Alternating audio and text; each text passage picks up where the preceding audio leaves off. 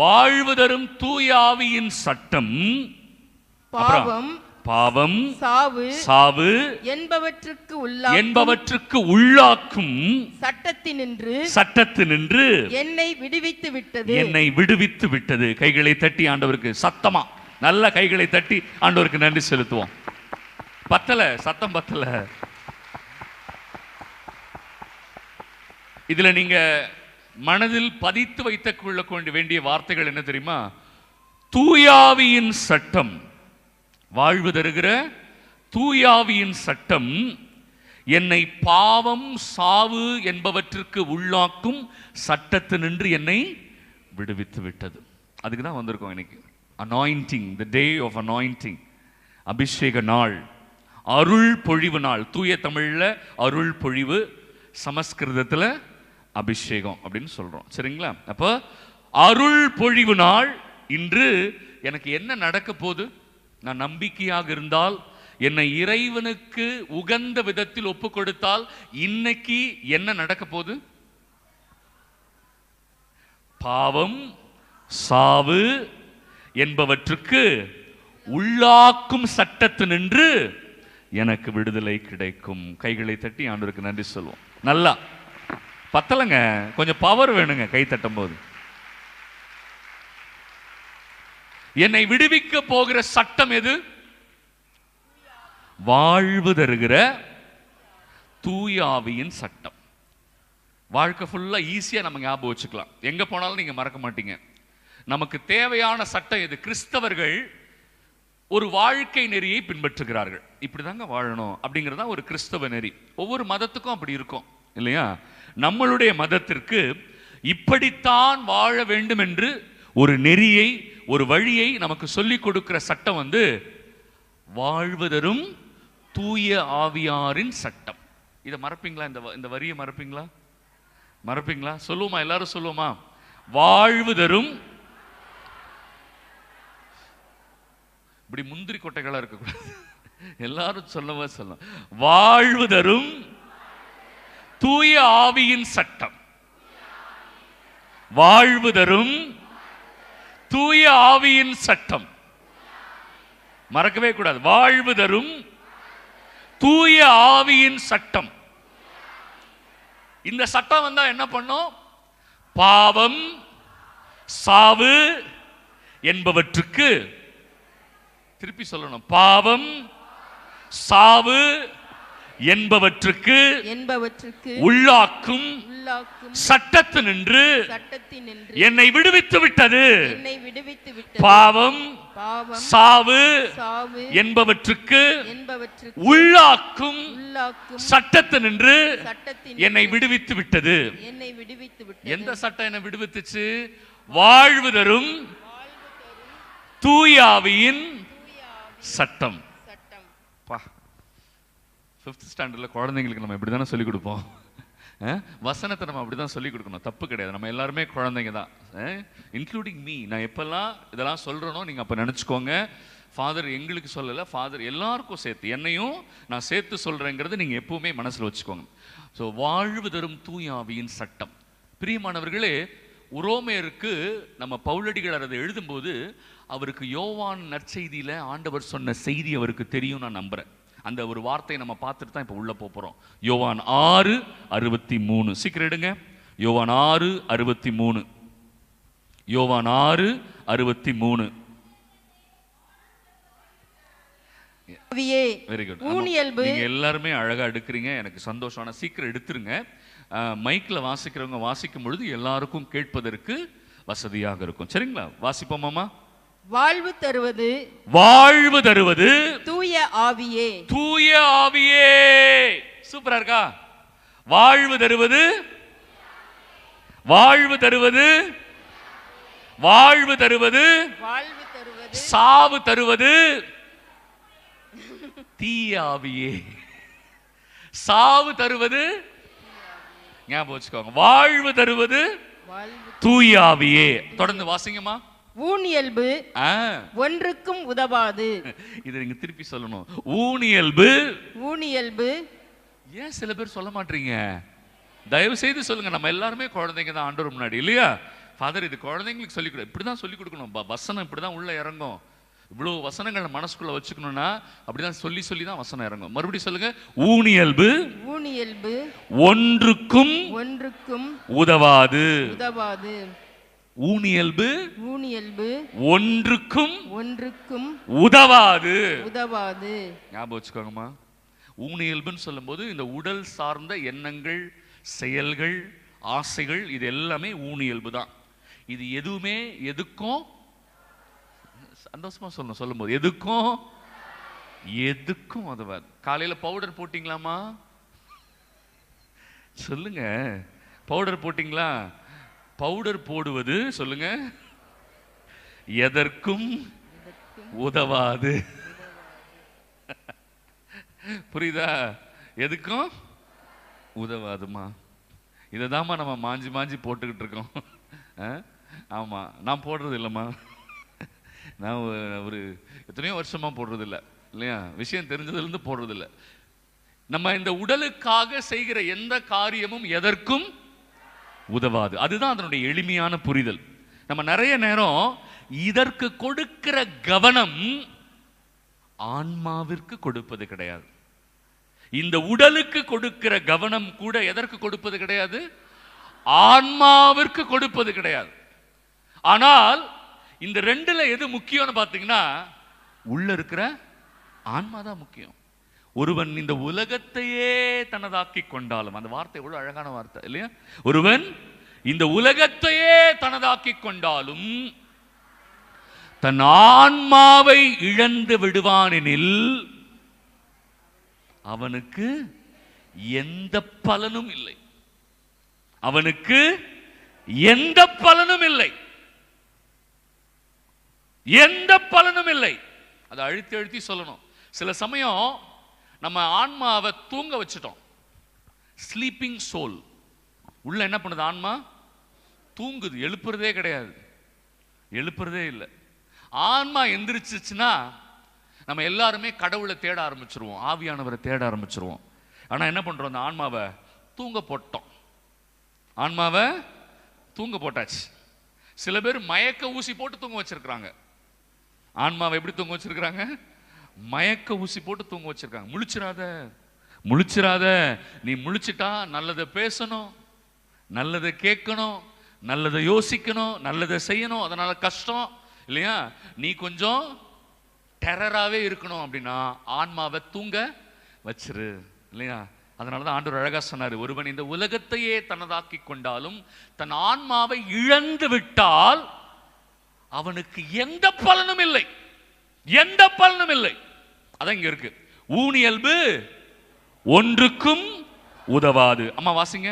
நான் கூறிய வார்த்தைகள், நான் கூறிய வார்த்தைகள் வாழ்வு தரும், வாழ்வு தரும், ஆவியை கொடுக்கின்றன. கைகளை தட்டுங்க எல்லாரும் நல்லா.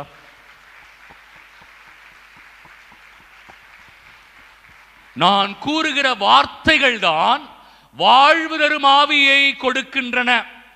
இப்ப இந்த வசனத்தை அப்படியே வச்சுப்போம். ஏன்னா இந்த வசனத்தை தான் நான் அடுத்த செஷன்ல எலாபரேட்டா பேச போறேன். ஏன்னா இந்த வசனத்தினுடைய தொடக்கம் எங்க இருக்கு, இங்க இருக்குதுன்றதுக்காக நான் உங்களுக்கு காட்டினேன். உரோமையர் 8:2 இப்ப வாசிச்சோம் இல்லையா? உரோமையர் 8:2 இப்ப வாசிச்சோம் இல்லையா? அதனுடைய துவக்கம் இங்க தான் இருக்கு. யோவான் 6:63 இருக்கு. அதை தான் பவுல் பயன்படுத்துறாரு. அதனால இதை ஞாபகம் வச்சுக்கோங்க. இதை நம்ம செகண்ட் செஷன்ல நம்ம இதை விழாவாரியா பார்க்க போறோம். அதனால இப்ப எல்லாரும் மறுபடியும் உரோமையர் 8:2க்கு வாங்க. உரோமையர் 8:2. ஏனெனில் கிறிஸ்து இயேசுவோடு, வாசிங்கம்மா, கிறிஸ்து இயேசுவோடு இணைந்திருப்போருக்கு இந்த வாழ்வு தரும் தூய ஆவியானவருடைய சட்டம் பாவம் இருங்க யாருக்கு கிடைக்கும் அப்படின்னா கிறிஸ்து இயேசுவோடு இணைந்திருப்பவருக்கு தான் இந்த சட்டம் செட் ஆகும். அவங்களுக்கு தான் இது பொருந்தும். இது எல்லாருக்கும் பொருந்தாது. It is not applicable to all.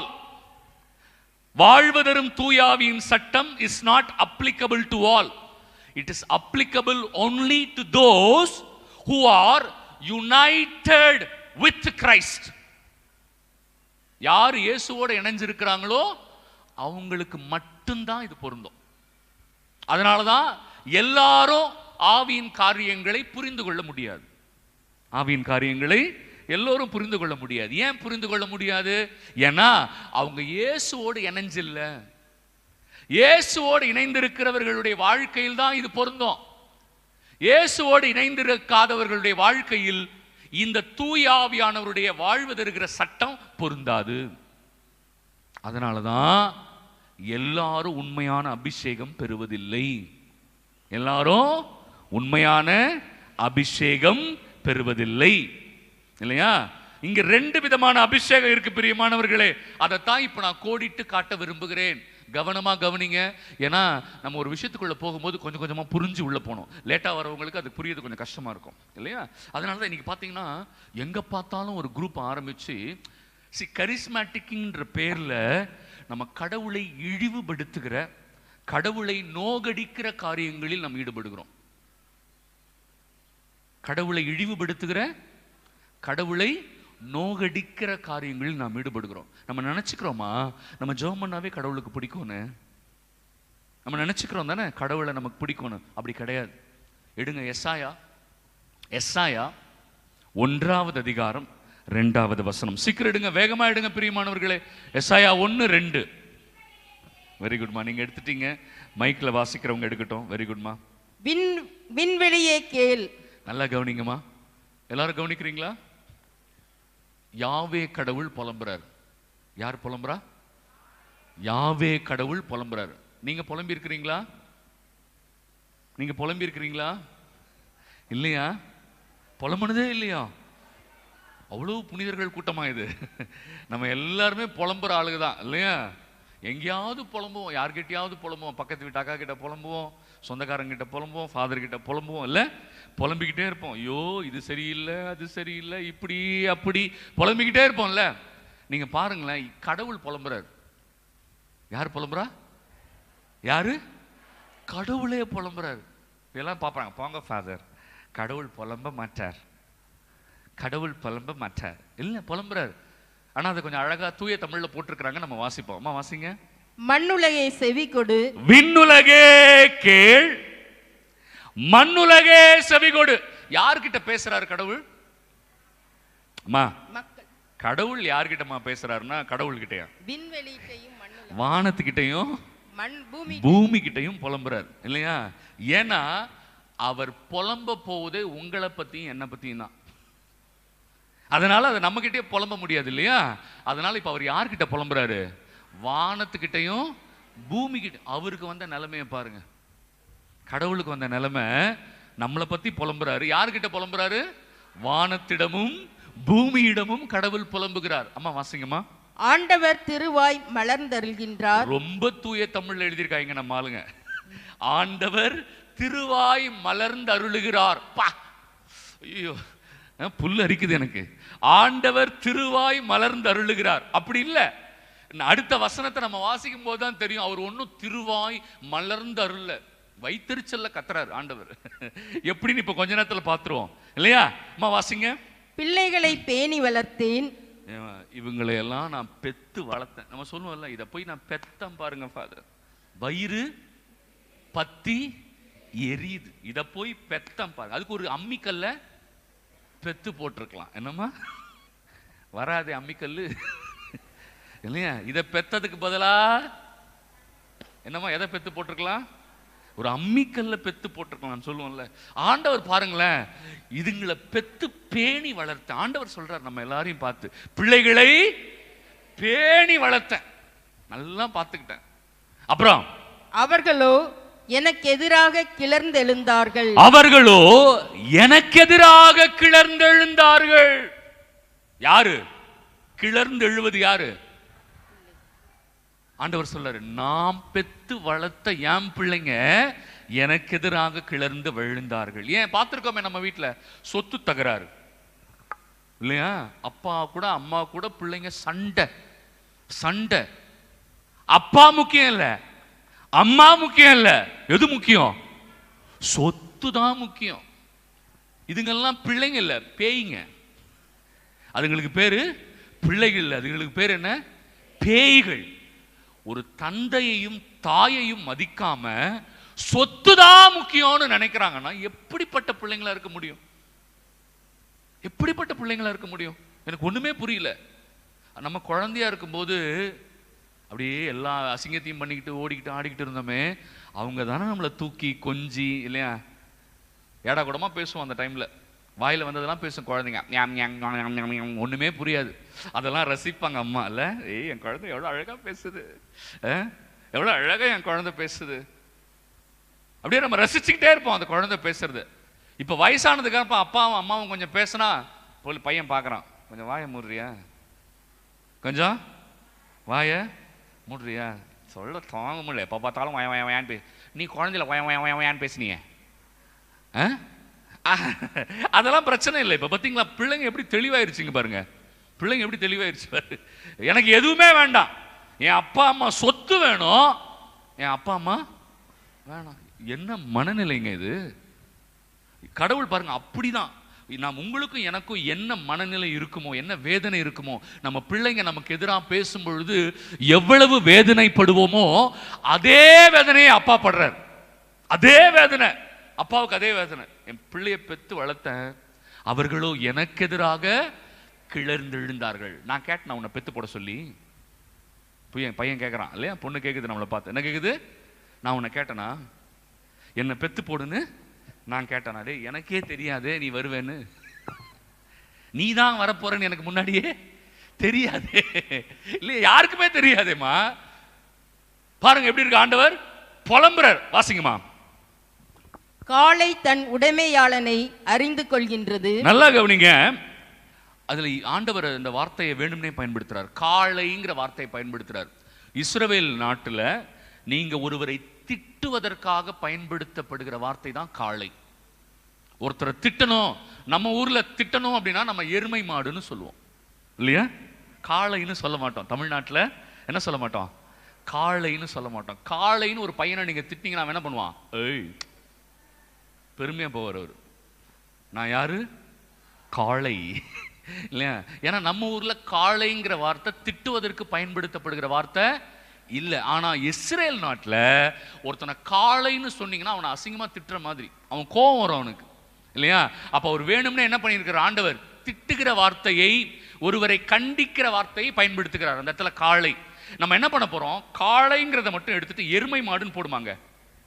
என்ன போடுமா? எருமை தன் உடைமையாளனை அறிந்து கொள்கின்றது. அப்படிலாம் சொல்லக்கூடாது. எருமை மாடு அப்படி சொல்லுங்க பாப்போம். எருமை மாடு. அழகா சொல்றீங்கம்மா, நீங்க கொஞ்சிறீங்க எருமை மாட்டை. எருமை மாடு அப்படி கொஞ்சம் கூடாது, திட்டணும். என்ன பார்த்து திட்டுங்க பாப்போம். என்ன பாருமா, திட்டுமா. எருமை மாடு. Very good. என்ன பார்த்த உடனே ஃபோர்ஸ் வருது. என்ன பார்த்த உடனே நம்மளுக்கு ஃபோர்ஸ் வந்துருச்சு. எருமை மாடு யாரை பார்த்து அப்படின்னு. அப்படிதாம்மா கடவுள் கிட்டத்தட்ட ஒருவரை கண்டிக்கிற விதத்தில் அந்த வார்த்தையை பயன்படுத்துறார். அதனால தான் நம்ம காளைங்கிற வார்த்தைக்கு பதிலா எருமை மாடுன்னு போட்டு வாசிக்கிறோம். மறுபடியும் வாசிங்க பாப்போம். எருமை மாடு தன் உடைமையாளனை அறிந்து கொள்கின்றது. எருமை மாடு இப்ப படிச்சு பாருங்களேன், குத்தம் உள்ள. ஃபர்ஸ்ட் காளைன்னு சொல்லும்போது குத்தாது, இப்ப குத்தம். எப்படி? எருமை மாடு தன் உடைமையாளனை அறிந்து கொள்கின்றது. அறிந்து கொள்கின்றது. யாருக்கு தெரியுதுமா? எருமைக்கு தெரியுது. நல்ல சத்தமா சொல்லுங்க எல்லாரும். எருமைக்கு தெரியுது. கொஞ்சம் வெக்கப்படாம சொல்லணும் எல்லாரும். எருமைக்கு தெரியுது. எருமை மாட்டுக்கு என்ன தெரியுது? தன் உடைமையாளன் யார் என்று எருமை மாட்டுக்கு தெரியுது. அழுத்தி சொல்லும் போதுதான் ஃபாதர் அதனுடைய பிரச்சனையே புரியுது நமக்கு. எருமை மாடு தன் உடைமையாளனை அறிந்து வைத்திருக்கிறது. அம்மா வாசிங்க. கழுதை தன் தலைவன் அவங்க ஊர்ல திட்டுற வார்த்தை கழுதை, நம்ம ஊர்லயும் அதேதான். அதனால நம்ம அப்படியே அதை வச்சுப்போம். என்னமா வாசிங்க. கழுதை தன் தலைவன் தனக்கு தீனி போடும் இடத்தை தெரிந்து கொள்கின்றது. தெரிந்து வைத்திருக்கிறது. எதுக்கெல்லாம் தெரியுதுமா? எருமை மாட்டுக்கு. எல்லாரும் ப்ளீஸ், எல்லாரும் இங்க இருக்கிறீங்களா? இல்லாதவங்க மட்டும் அல்லேலூயா சொல்லுங்க. இங்க இல்ல ஃபாதர், நாங்க என்னம்மா 2-3 பேர் கை இல்லாதவங்க மட்டும் தான் நான் அல்லேலூயா சொல்ல சொன்னேன். சரி, இங்க இருக்கிறவங்க எல்லாம் கை உயர்த்தி அல்லேலூயா சொல்லுங்கம்மா. சரி, எதுக்கெல்லாம் தெரியுதுமா? எருமை மாட்டிற்கு தெரிகிறது, கழுதைக்கு தெரிகிறது, பாருங்க, பைபிள் நம்மளை அழகா சிந்திக்க வைக்கும். நம்ம கொஞ்சம் நிறுத்தி நிதானமா படிக்கிறது இல்லை. அதனாலதான் நமக்கு பைபிள் வசனம் உள்ள போறது இல்லை. நிறுத்தி நிதானமா படிச்சா நமக்கு புரியும் ஆண்டவர் என்ன சொல்ல வரான்னு. ஏன்பா, எரும மாட்டுக்கு தெரியுது, கழுதைக்கு தெரியுது. அடுத்து வாசிங்கம்மா. ஆனால் இஸ்ரேலோ, அத கத்தோலிக்க மக்கள்னு மாத்துமா. ஆனால் நம்மால் இஸ்ரேல்னு எனக்கு கிடையாது, இஸ்ரேலுக்கு நினைச்சிருவாங்க இல்லையா? அதனால அந்த இடத்துல என்ன பார்க்க போறோம்? கத்தோலிக்க மக்களோ. வாசிங்க மறுபடியும். ஆனால் கத்தோலிக்க மக்களோ என்னை அறிந்து கொள்ளவில்லை. என் மக்களோ என்னை புரிந்து கொள்ளவில்லை. கைகளை தட்டி ஆண்டவருக்கு நன்றி சொல்லுவோம்.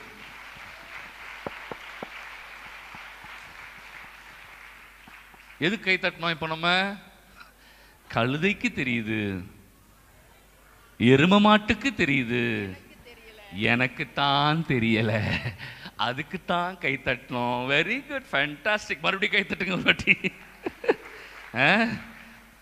இப்போ ஏன் கம்மியாயிருச்சு கைத்தட்டல்? மறுபடியும் நல்லா கைத்தட்டுங்க, விட மாட்டேன் நான். நல்லா கைத்தட்டுங்க. ஏன் நான் கடவுளை அறிந்து கொள்ளவில்லை? ஏன் நான் கடவுளை புரிந்து கொள்ளவில்லை? ரொம்ப சிம்பிள். ஆவியானவரை பற்றிய சரிதான புரிதல் இல்லை. அதனாலதான் நேத்து நான் சொன்ன அந்த தொடர்ச்சியை போயிட்டு நம்ம அதுக்கப்புறம் தான் இன்னைக்கு தலைப்புக்குள்ள வரப்போறோம். ஏன்னா இன்னைக்கு தலைப்பு அபிஷேகம் தான் தலைப்பு. ஆனா நேத்து நான் ஒரு இடத்துல விட்டேன், உங்க எல்லாருக்குமே தெரியும் இல்லையா?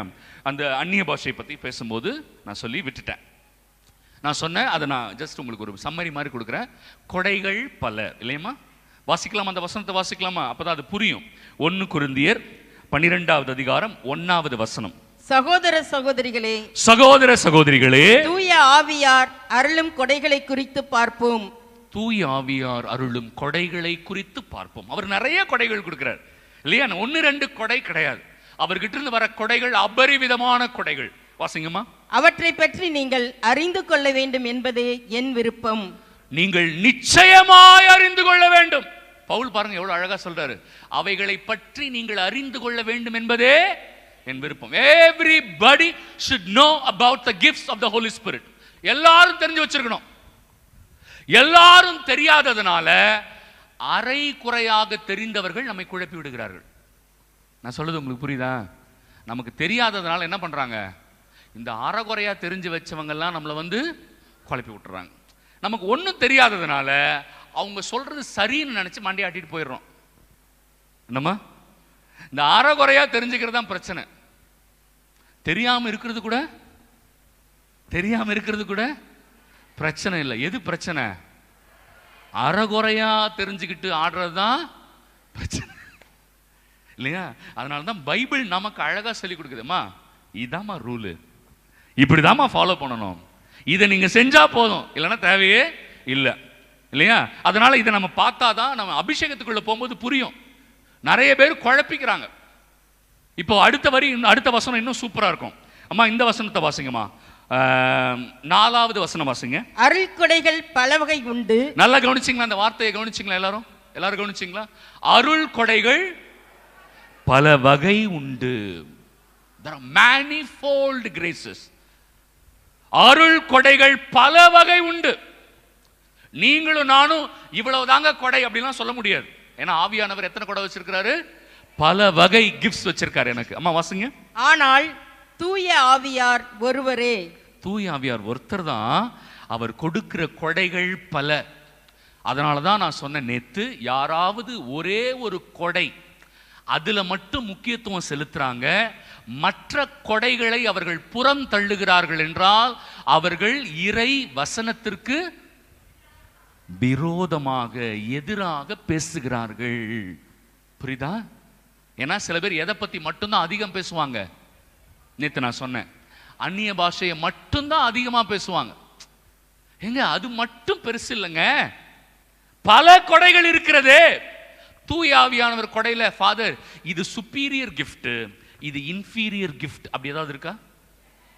சொல்லுங்க.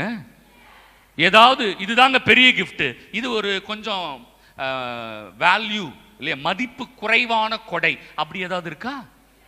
அப்ப யாராவது உங்ககிட்ட அந்நிய பாஷையை பத்தி அதிகமா பேசினா நீங்க ஏன் தலையாட்டுறீங்க? ஏன் ஓகே சொல்றீங்க? எல்லா கொடைகளை பத்தி தானே பேசணும் அவங்க. பரிசுத்தாவின் கொடைகள்லாம் எல்லாத்த பத்தி தானே பேசணும். ஏன் அந்த ஒரு கொடையை பத்தி மட்டும் பேசுறாங்கன்னு யோசிச்சு பார்த்தீங்களா? ஏன்னா அந்த கொடை மட்டும்தான் ஷோ ஆஃப் பண்ண முடியும். அந்த கொடை மட்டும்தான் ஷோ ஆஃப் பண்ண முடியும். அப்படின்னு என்ன அர்த்தம்? அப்படின்னு என்ன அர்த்தம்? காட்ட முடியும். அந்த கொடை மட்டும்தான் காட்ட முடியும். எதற்காக ஒருவர் தன் கொடையை டிஸ்ப்ளே பண்ண விரும்புகிறார்? நீங்க சொல்லுங்க. ஒருவர் எதற்காக ஒரு கொடை, தன்னிடம் ஆவியானவருடைய கொடை இருப்பதாக எதற்காக டிஸ்ப்ளே பண்ண விரும்புகிறார்?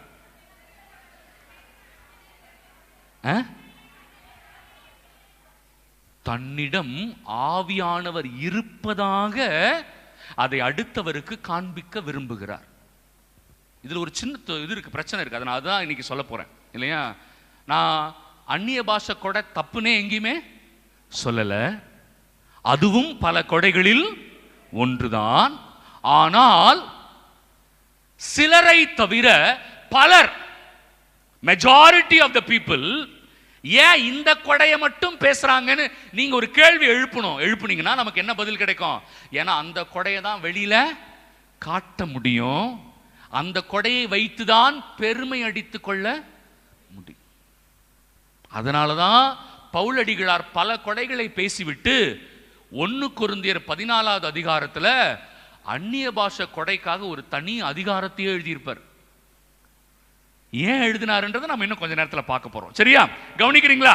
எல்லாரும் கையை உயர்த்தி ஒரு வாட்டி அல்லேலூயா சொல்லுங்க. சந்தோஷமா ஒரு சின்ன புன்னகையோடு சொல்லுங்க பார்ப்போம். எல்லா பல்லும் காட்டக்கூடாது ப்ளீஸ். எல்லாரும் மறுபடியும் கையை உயர்த்தி. சரி அம்மா, அதே அதிகாரத்துல 7வது வசனம் வாசிங்கம்மா. பொது நன்மைக்காகவே தூய ஆவியாரின் செயல்பாடுகள் ஒவ்வொருவரிலும் வெளிப்படுகிறது.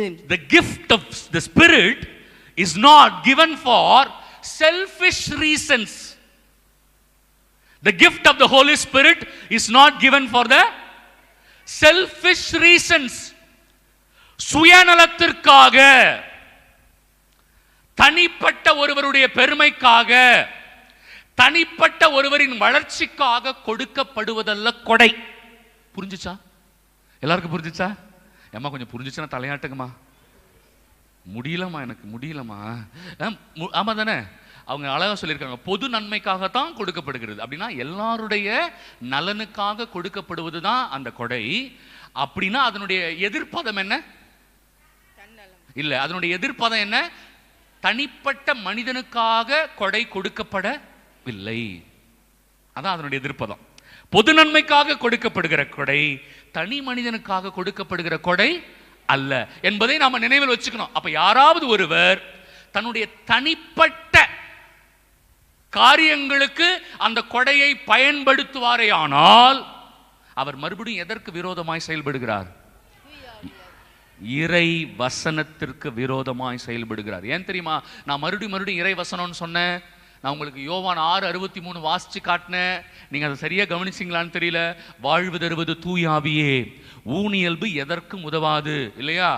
நான் கூறும் வார்த்தைகள் தான் வாழ்வு தரும் ஆவியை கொடுக்கின்றன.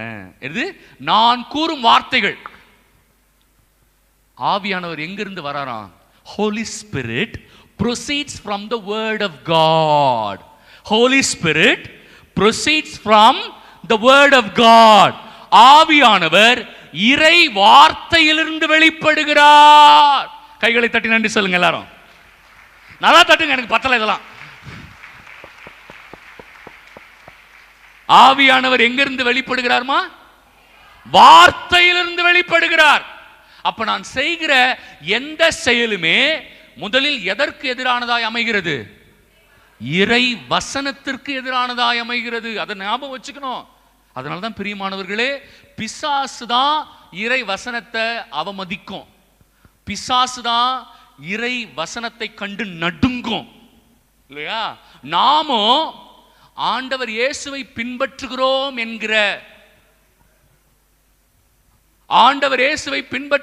என்கிற விதத்தில் மறைமுகமாக இறை வார்த்தைக்கு எதிராக போகக்கூடாது. ஏன்னா கொடுக்கப்படுகிற கொடை பொது நன்மைக்காக கொடுக்கப்பட்டது இல்லையா? ரொம்ப அழகா இருக்கு. அம்மா அந்த வசனத்தை மறுபடியும் வாசிங்க. 7வது வசனம். பொது நன்மைக்காகவே தூய ஆவியாரின் செயல்பாடுகள் ஒவ்வொருவரிலும் வெளிப்படுகிறது. என்கிட்ட அது வெளிப்படுவதற்கு ஒரே ஒரு காரணம், எதுக்காக? பொது நன்மைக்காகத்தான் அது வெளிப்படணும். அப்புறமா தூய ஆவியார் ஒருவருக்கு ஞானம் நிறைந்த சொல்வளத்தை. நீங்க 8-11 வாசிக்க போறீங்க இல்லம்மா? அதை விட்டுடுங்க, நீங்க இது வாசிங்கம்மா. 28-31 இதை வாசிக்கும் போது தான் நேற்று மழை வந்துருச்சு. 28-31.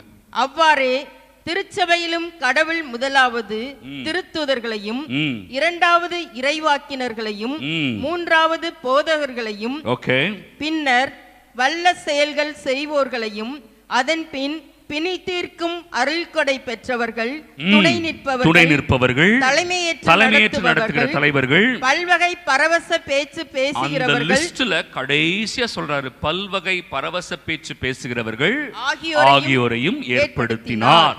அப்படின்னா பரவச பேச்சு பேசுறவங்களும் திருச்சபையில இருக்கணும்னு ஆண்டவியார் ஏற்படுத்தினார். அதுல மாற்று கருத்து இல்லை. ஆனா அவங்க எப்படி இருக்கணும்ன்றதான் இப்ப நம்ம வாசிக்க போறோம். 1 கொரிந்தியர் 14வது அதிகாரம் 4வது வசனம். 1 கொரிந்தியர் 14வது அதிகாரம் 4வது வசனம் வாசிங்கம்மா. பரவச பேச்சு பேசுகிறவர். நல்லா கவனிங்க, நல்லா கவனிங்க. 2 விதமான பரவச பேச்சு இருக்குமா, அது நம்ம தெரிஞ்சுக்கணும் இல்லையா? யாரும் வெளியில போய் நான் இல்லைன்னு சொன்னேன்னு வெளியில தப்பா சொல்லிடக்கூடாது. 2 விதமான பரவச பேச்சு இருக்கு. பைபிள் அதை ஒத்துக்குது. ஆண்டவருடைய ஆவியானவருடைய கொடைதான். 1 சபையில் பேசப்பட வேண்டிய பரவச பேச்சு, இன்னொன்று தனி ஜபத்தில் பேசப்பட வேண்டிய பரவச பேச்சு. 2 இருக்கு. There are 2 kinds of tongues இல்லையா? ஆனா அதுல ரொம்ப கவனமா இருக்கணும். ஏன்னா நீயா குக் பண்ணிக்க கூடாது. அன்னைக்கு ஒரு வீடியோ பார்த்துட்டு இருந்த ஒரு அம்மா, ஒரு பெண் தான் அதை வழி நடத்துனாங்க. அவங்க ஒரு பரவச பேச்சை பேசுனாங்க. இப்படிதான் இருந்துச்சு அந்த பரவச பேச்சு. கபகபா கபகபா கபகபா கபகபா கபகபா. சும்மா நம்ம யாரையும் நகைச்சுவைக்காக நம்ம அதை சொல்லலை. ஒவ்வொருத்தரும் அவங்களே உருவாக்கிக்க கூடாது. பரவச பேச்சுங்கிறது எனக்கு ஒரு ஸ்டைல். நான் ஷாக்கா ராக்கா அப்படின்னுவேன், ஒருத்தங்க ராக்கா ரபுக்கான்னுவாங்க. அப்படி உங்களுக்கென்று உருவாக்கி கொள்ளுவதல்ல பரவச பேச்சு. நான் சொல்றது உங்களுக்கு புரியுதா? அவங்க மனசாட்சிக்கு மட்டும்தான் தெரியும். அதனால தான் இதை நான் இது இப்படி செய்யாத நான் யாரையும் தடுக்க போறதில்லை. ஏன்னா பவுல் தெளிவாக சொல்லிட்டார், அது மாதிரி பண்றவங்களெல்லாம் தடுக்காது, அது மாதிரி பண்றவங்களெல்லாம் தடுக்காதே, விட்டுடு. ஏன்னா கடவுள் பார்த்துப்பாரு. அவங்க ஒருவேளை அவங்களா உருவாக்கி கடவுளை ஏமாத்துறதுக்கு முயற்சி பண்ணா கடவுள் ஏமாற மாட்டார். யார் ஏமாறுவா? நம்ம தான் ஏமாந்து போவோம். அதனாலதான் 2 விதமான பரவச பேச்சு. ஒன்று ஜெபத்தில் பயன்படுத்த விட வேண்டியது, இன்னொன்று சபையில் பயன்படுத்த வேண்டியது. இப்ப இந்த 4வது வசனம் நல்லா வாசிங்கம்மா. பரவச பேச்சு பேசுகிறவர் தம்மை மட்டுமே வளர்ச்சி உற செய்கிறார். தம்மை மட்டுமே வளர்ச்சி உற செய்கிறார். Of course it is useful for personal growth in spirituality. ஆன்மீகத்தில் தனிப்பட்ட விதத்தில் வளர்வதற்கு பரவச பேச்சு உதவுகிறதா? ஆமாம், உதவுகிறது. ஆனால் அது தன்னை மட்டுமே வளர்ச்சி வர செய்கிறது. கவனிச்சிங்களா அந்த வார்த்தைய? அது யாரை மட்டும் வளர்ச்சி வர செய்யும்? அதனாலதான் இதை தனியா பர்சனல் பிரேயர்ல பயன்படுத்திக்கோங்க. ஹல்லேலூயா, ஹல்லேலூயா. சந்தோஷமா சொல்லுங்க, கை உயர்த்தி. ஹல்லேலூயா, ஹல்லேலூயா. You can use this for என்ன பிரேயர்மா? Personal prayer. வீட்டிற்கு சென்று இயேசு சொல்றாரு, கதவை தாழிட்டு கொண்டு நீ எத்தனை பாஷையில வேணாலும் பேசு. புரிஞ்சுச்சாமா? எங்க போய்மா? எங்க போய்? வீட்டுக்கு போய். ஏன் ஆண்டவர் கதவை சாத்த சொன்னாரு? வேண்டாம், அது உனக்கும் கடவுளுக்கு மட்டும்தான். அது உண்மைன்னா கடவுளோடு பேசுவதாக இருக்கும், அது பொய்னா அது கடவுளுக்கு விரோதமானதா இருக்கும். அதை பார்த்து யாரும் ஸ்கேண்டலைஸ் ஆகிடக்கூடாது, யாரும் கெட்டு போயிடக்கூடாது, யாரும் தப்பா புரிஞ்சுக்க கூடாது. அதனால இயேசு சொன்னாரு, நீ வீட்டுக்கு போய் கதவை தாழிட்டு கொண்டு நீ தனி ஜெபத்துல பேசு. தப்பு கிடையாது. ஏன்னா it is given for personal edification. ஆங்கிலத்தில் சொல்லுவாங்க பர்சனல் எடிஃபிகேஷன். என்னை மட்டுமே வளர்ச்சியுற செய்யும். யாராவது ஒருத்தர் அதை குரூப் பிரேயர்ல பயன்படுத்துறாங்கம்மா, குரூப் பிரேயர்ல பயன்படுத்துறாங்க, அங்க தப்பாயிடும். குரூப் பிரேயர்ல பயன்படுத்தும் போது என்ன ஆயிடும்? தப்பாயிடும். ஏன்னா நீங்க பேசுறத விளக்க வேண்டிய சூழல் ஏற்பட்டு விடும். ஹல்லேலூயா, ஹல்லேலூயா. அதை இப்ப பவுல் சொல்லுவார் இன்னும் கொஞ்ச நேரத்துல, நம்ம பாருங்க. அதனாலதான் இந்த அதிகாரத்தை ஒழுங்கா வாசிக்கணும், ஒழுங்கா தியானிக்கணும். பவுல் அன்னைக்கே ரூல் கொடுத்துட்டாரு. ஏன்னா நிறைய பேர் இந்த பர்டிகுலர் கிஃப்ட், இந்த அந்நிய பாஷை கிஃப்டை மட்டும் அந்த காலத்திலேயே, பவுல் காலத்திலேயே பலர் யூஸ் பண்ண ஆரம்பிச்சிட்டாங்க. இதை பார்த்த பவுல், என்னப்பா எல்லாருமே பேசுறாங்க, சரிப்பா இதான் ரூல் அப்படின்னு என்ன பண்ணார் பவுல்? அப்பவே ரூல் போட்டார். அப்படின்னா இப்ப பேசுறவங்க எதன் அடிப்படையில் பேசணும்? பவுல் கொடுத்த அல்லது இறை வார்த்தையின் அடிப்படையில் இருக்கணும். அது இறை வார்த்தைக்கு புறம்பானதாக இருந்தா அவங்களே நிறுத்திக்கிறது நல்லது. நான் சொல்ல மாட்டேன் நிறுத்துன்னு, அவங்களே நிறுத்திக்கிறது அவங்களுக்கு நல்லது. ஏன்னா அவர்கள் பரிசுத்தாவிக்கு எதிராய் செயல்படுகிறார்கள்.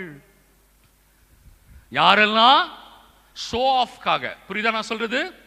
தங்களை காட்டிக்கொள்வதற்காக, தங்களை தம்பட்டம் அடிப்பதற்காக, தங்கள் பெருமையை காண்பதற்காக, தங்களுடைய பரிசுத்தத்தை காட்டுவதற்காக யாரெல்லாம் அதை பயன்படுத்துகிறார்களோ அவர்கள் கவனமாயிருக்கணும். ஏனென்றால் அவர்கள் எந்த மனிதரோடும் போராடல. அவங்க யாருக்கு எதிராக நிற்கிறாங்க? தூய ஆவியாருக்கு எதிராக நிற்கிறாங்க. அதனால தான் இயேசு சொன்னாரு, மனுமகனுக்கு எதிராக செய்வதை கூட ஆண்டவர் மன்னித்து விடுவார். யாரை மன்னிக்க மாட்டாரு? தூய ஆவியாருக்கு எதிராக செய்பவர்களை ஆண்டவர் மன்னிக்கவே. அதனாலதான் இப்ப நம்ம சொல்றதெல்லாம் எதுக்கு அப்படின்னா, நம்ம எல்லாருமே ஒரு புரிதலுக்கு வரணும் முதல்ல. அப்பதான் அபிஷேகம் புரியும். புரிதலுக்கு வராம உள்ள போயிடக்கூடாது. அப்போ உங்களுக்கு தெரியும் ரெண்டு வகையா இருக்கு அந்நிய பாஷை. ஒன்று நீங்க பர்சனல் பிரேயர்ல பயன்படுத்திக்கோங்க, தப்பு கிடையாது. ஆனா சபையில நீங்க பேசினாவே அதை என்ன செய்யணும்னு இப்ப பவுல் சொல்லுவார். அம்மா வாசிங்க. பரவச பேசுகிறவர் தம்மை மட்டுமே வளர்ச்சி உரை செய்கிறார். ஆனால் இறைவாக்குரைப்பவர், இறை வசனத்தை சொல்கிறவர், இறைவாக்குரைப்பவரோ திருச்சபையை வளர்ச்சி உரை செய்கிறார். திருச்சபையை வளர்ச்சி உரை செய்கிறார். அவர் பாருங்க எதுக்கு முக்கியத்துவம் கொடுக்கிறாரு? திருச்சபையின் வளர்ச்சிக்கு முக்கியத்துவம் கொடுக்கிறார். நீ பர்சனலா வளர்ந்துக்கோ, தப்பு கிடையாது இல்லையா? நான் பர்சனலா ஆண்டவருக்குள்ள வளரணும், நான் பரிசுத்த ஆவியாருக்குள்ள வளரணும், நான் இயேசுவுக்குள்ள வளரணும், தப்பே இல்லை. அதை நீங்க தனியா பண்ணலாம். ஆனா சபைன்னு வரும் பொழுது இங்க எல்லாரையும் நம்ம சமமா பொறுப்பில் எடுத்துக்கொள்ளணும் இல்லையா? அந்த நேரத்தில் தனிப்பட்ட ஒரு பெருமையை காட்டுவதல்ல, ஆவி அபிஷேகம் நமக்கு கொடுக்கப்படுவது. ஆமா, அடுத்த வசனம் அதே அதிகம் 5வது வசனம் வாசிங்கமா. அடுத்த வசனம், நீங்கள் அனைவரும் பரவச பேச்சு பேசுவதை நான் விரும்புகிறேன். கவனிச்சிங்களா இந்த வார்த்தை? இதை தான் நிறைய பேர் தப்பா கோட் பண்றாங்க. ஏன்னா அடுத்த வரியை படிக்காமையே கோட் பண்றாங்க. கவனிச்சிங்களா? இது நம்ம வடிவேலு சொல்ற மாதிரி இருக்கும், வரும் ஆனா வராது இல்லையா? அந்த ஃபார்முலா உங்களுக்கு தெரியுமா? வரும் ஆனா வராது ஃபார்முலா தெரியுமா? தெரியுமா தெரியாதா? நீங்கெல்லாம் அமெரிக்காலேருந்து வந்திருக்கிறீங்களா? இல்லையா? தெரியும்ல. அவர் சொல்லுவார் வரும் ஆனா. ஆனா பவுல் பாருங்க ரொம்ப அழகா நேக்கா அதை ஃபாலோ பண்றாரு. நீங்கள் அனைவரும் பரவச பேச்சு பேசுவதை நான் விரும்புகிறேன், ஆனாலும். அதுதான் ரொம்ப முக்கியம். அவர் அந்த இடத்துல ஒரு அழுத்தம் கொடுக்கிறார். ஆனாலும் வாசிங்கம்மா. நீங்கள் இறைவாக்குரைப்பதையே நான் அதிகமாக விரும்புகிறேன். நான் அதிகமாக விரும்புகிறேன். அதிகமாக விரும்புறேன்னா என்ன அர்த்தங்க? இத குறைவா தான் விரும்புறேன், இதை தான் நான் அதிகமா விரும்புறேன். அந்நிய பாஷை பேசுறத குறைவா தான் விரும்புறேன். ஆனா நம்ம ஆளுங்க எதை தான் அதிகமா விரும்புறாங்க? சத்தமா சொல்லுங்க. அந்நிய பாஷையை தான் அதிகமா விரும்புறாங்க, இறை வசனத்தை குறைவா விரும்புறாங்க. ஏன்னா இறை வசனம் குத்தும். இறை வசனம் எலும்பியும் மஜ்ஜையும் பிரிக்கும், ஆவியும் ஆன்மாவையும் பிரிச்சிடும் இல்லையா? மனசாட்சியை குத்தி கிழிக்கும் இறைவசனம். அதனால அது பக்கம் போறதில்லை. எது ஈஸியா இருக்குது இல்லையா? நான் மறுபடியும் சொல்றேன், இது எல்லாருக்கும் பொருந்தாது. யாரெல்லாம் ஷோ ஆஃப் பண்றாங்களோ, யாரெல்லாம் பரிசுத்தத்தை தம்பட்டம் அடிக்கணும்னு நினைக்கிறாங்களோ அவங்களுக்கு தான் அவர் சொல்றாரு இல்லையா? நான் எதை அதிகம் விரும்புகிறேன்? இறைவாக்குரைப்பதை அதிகம் விரும்புகிறேன். அம்மா வாசிங்க தொடர்ந்து.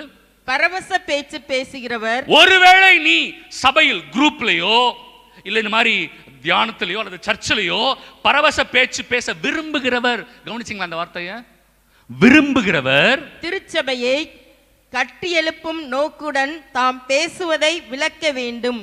கட்டி எழுப்பும் நோக்குடன். நான் மேடையில் வந்து நின்று பேசினாலும் சரி, பரவச பேச்சா இல்லை ஒரு குரூப் பிரேயர்ல பேசினாலும் சரி, நான் மற்றவர்களை கட்டி எழுப்பும் நோக்கோடு பேசணும். நான் பேச போற பரவச பேச்சு எப்படி பேசணும்? எப்படி பேசணும்? கட்டி கட்டி எழுப்பும் நோக்கோடு, மற்றவர்களையும் கட்டி எழுப்பும் நோக்கோடு பேசணும்.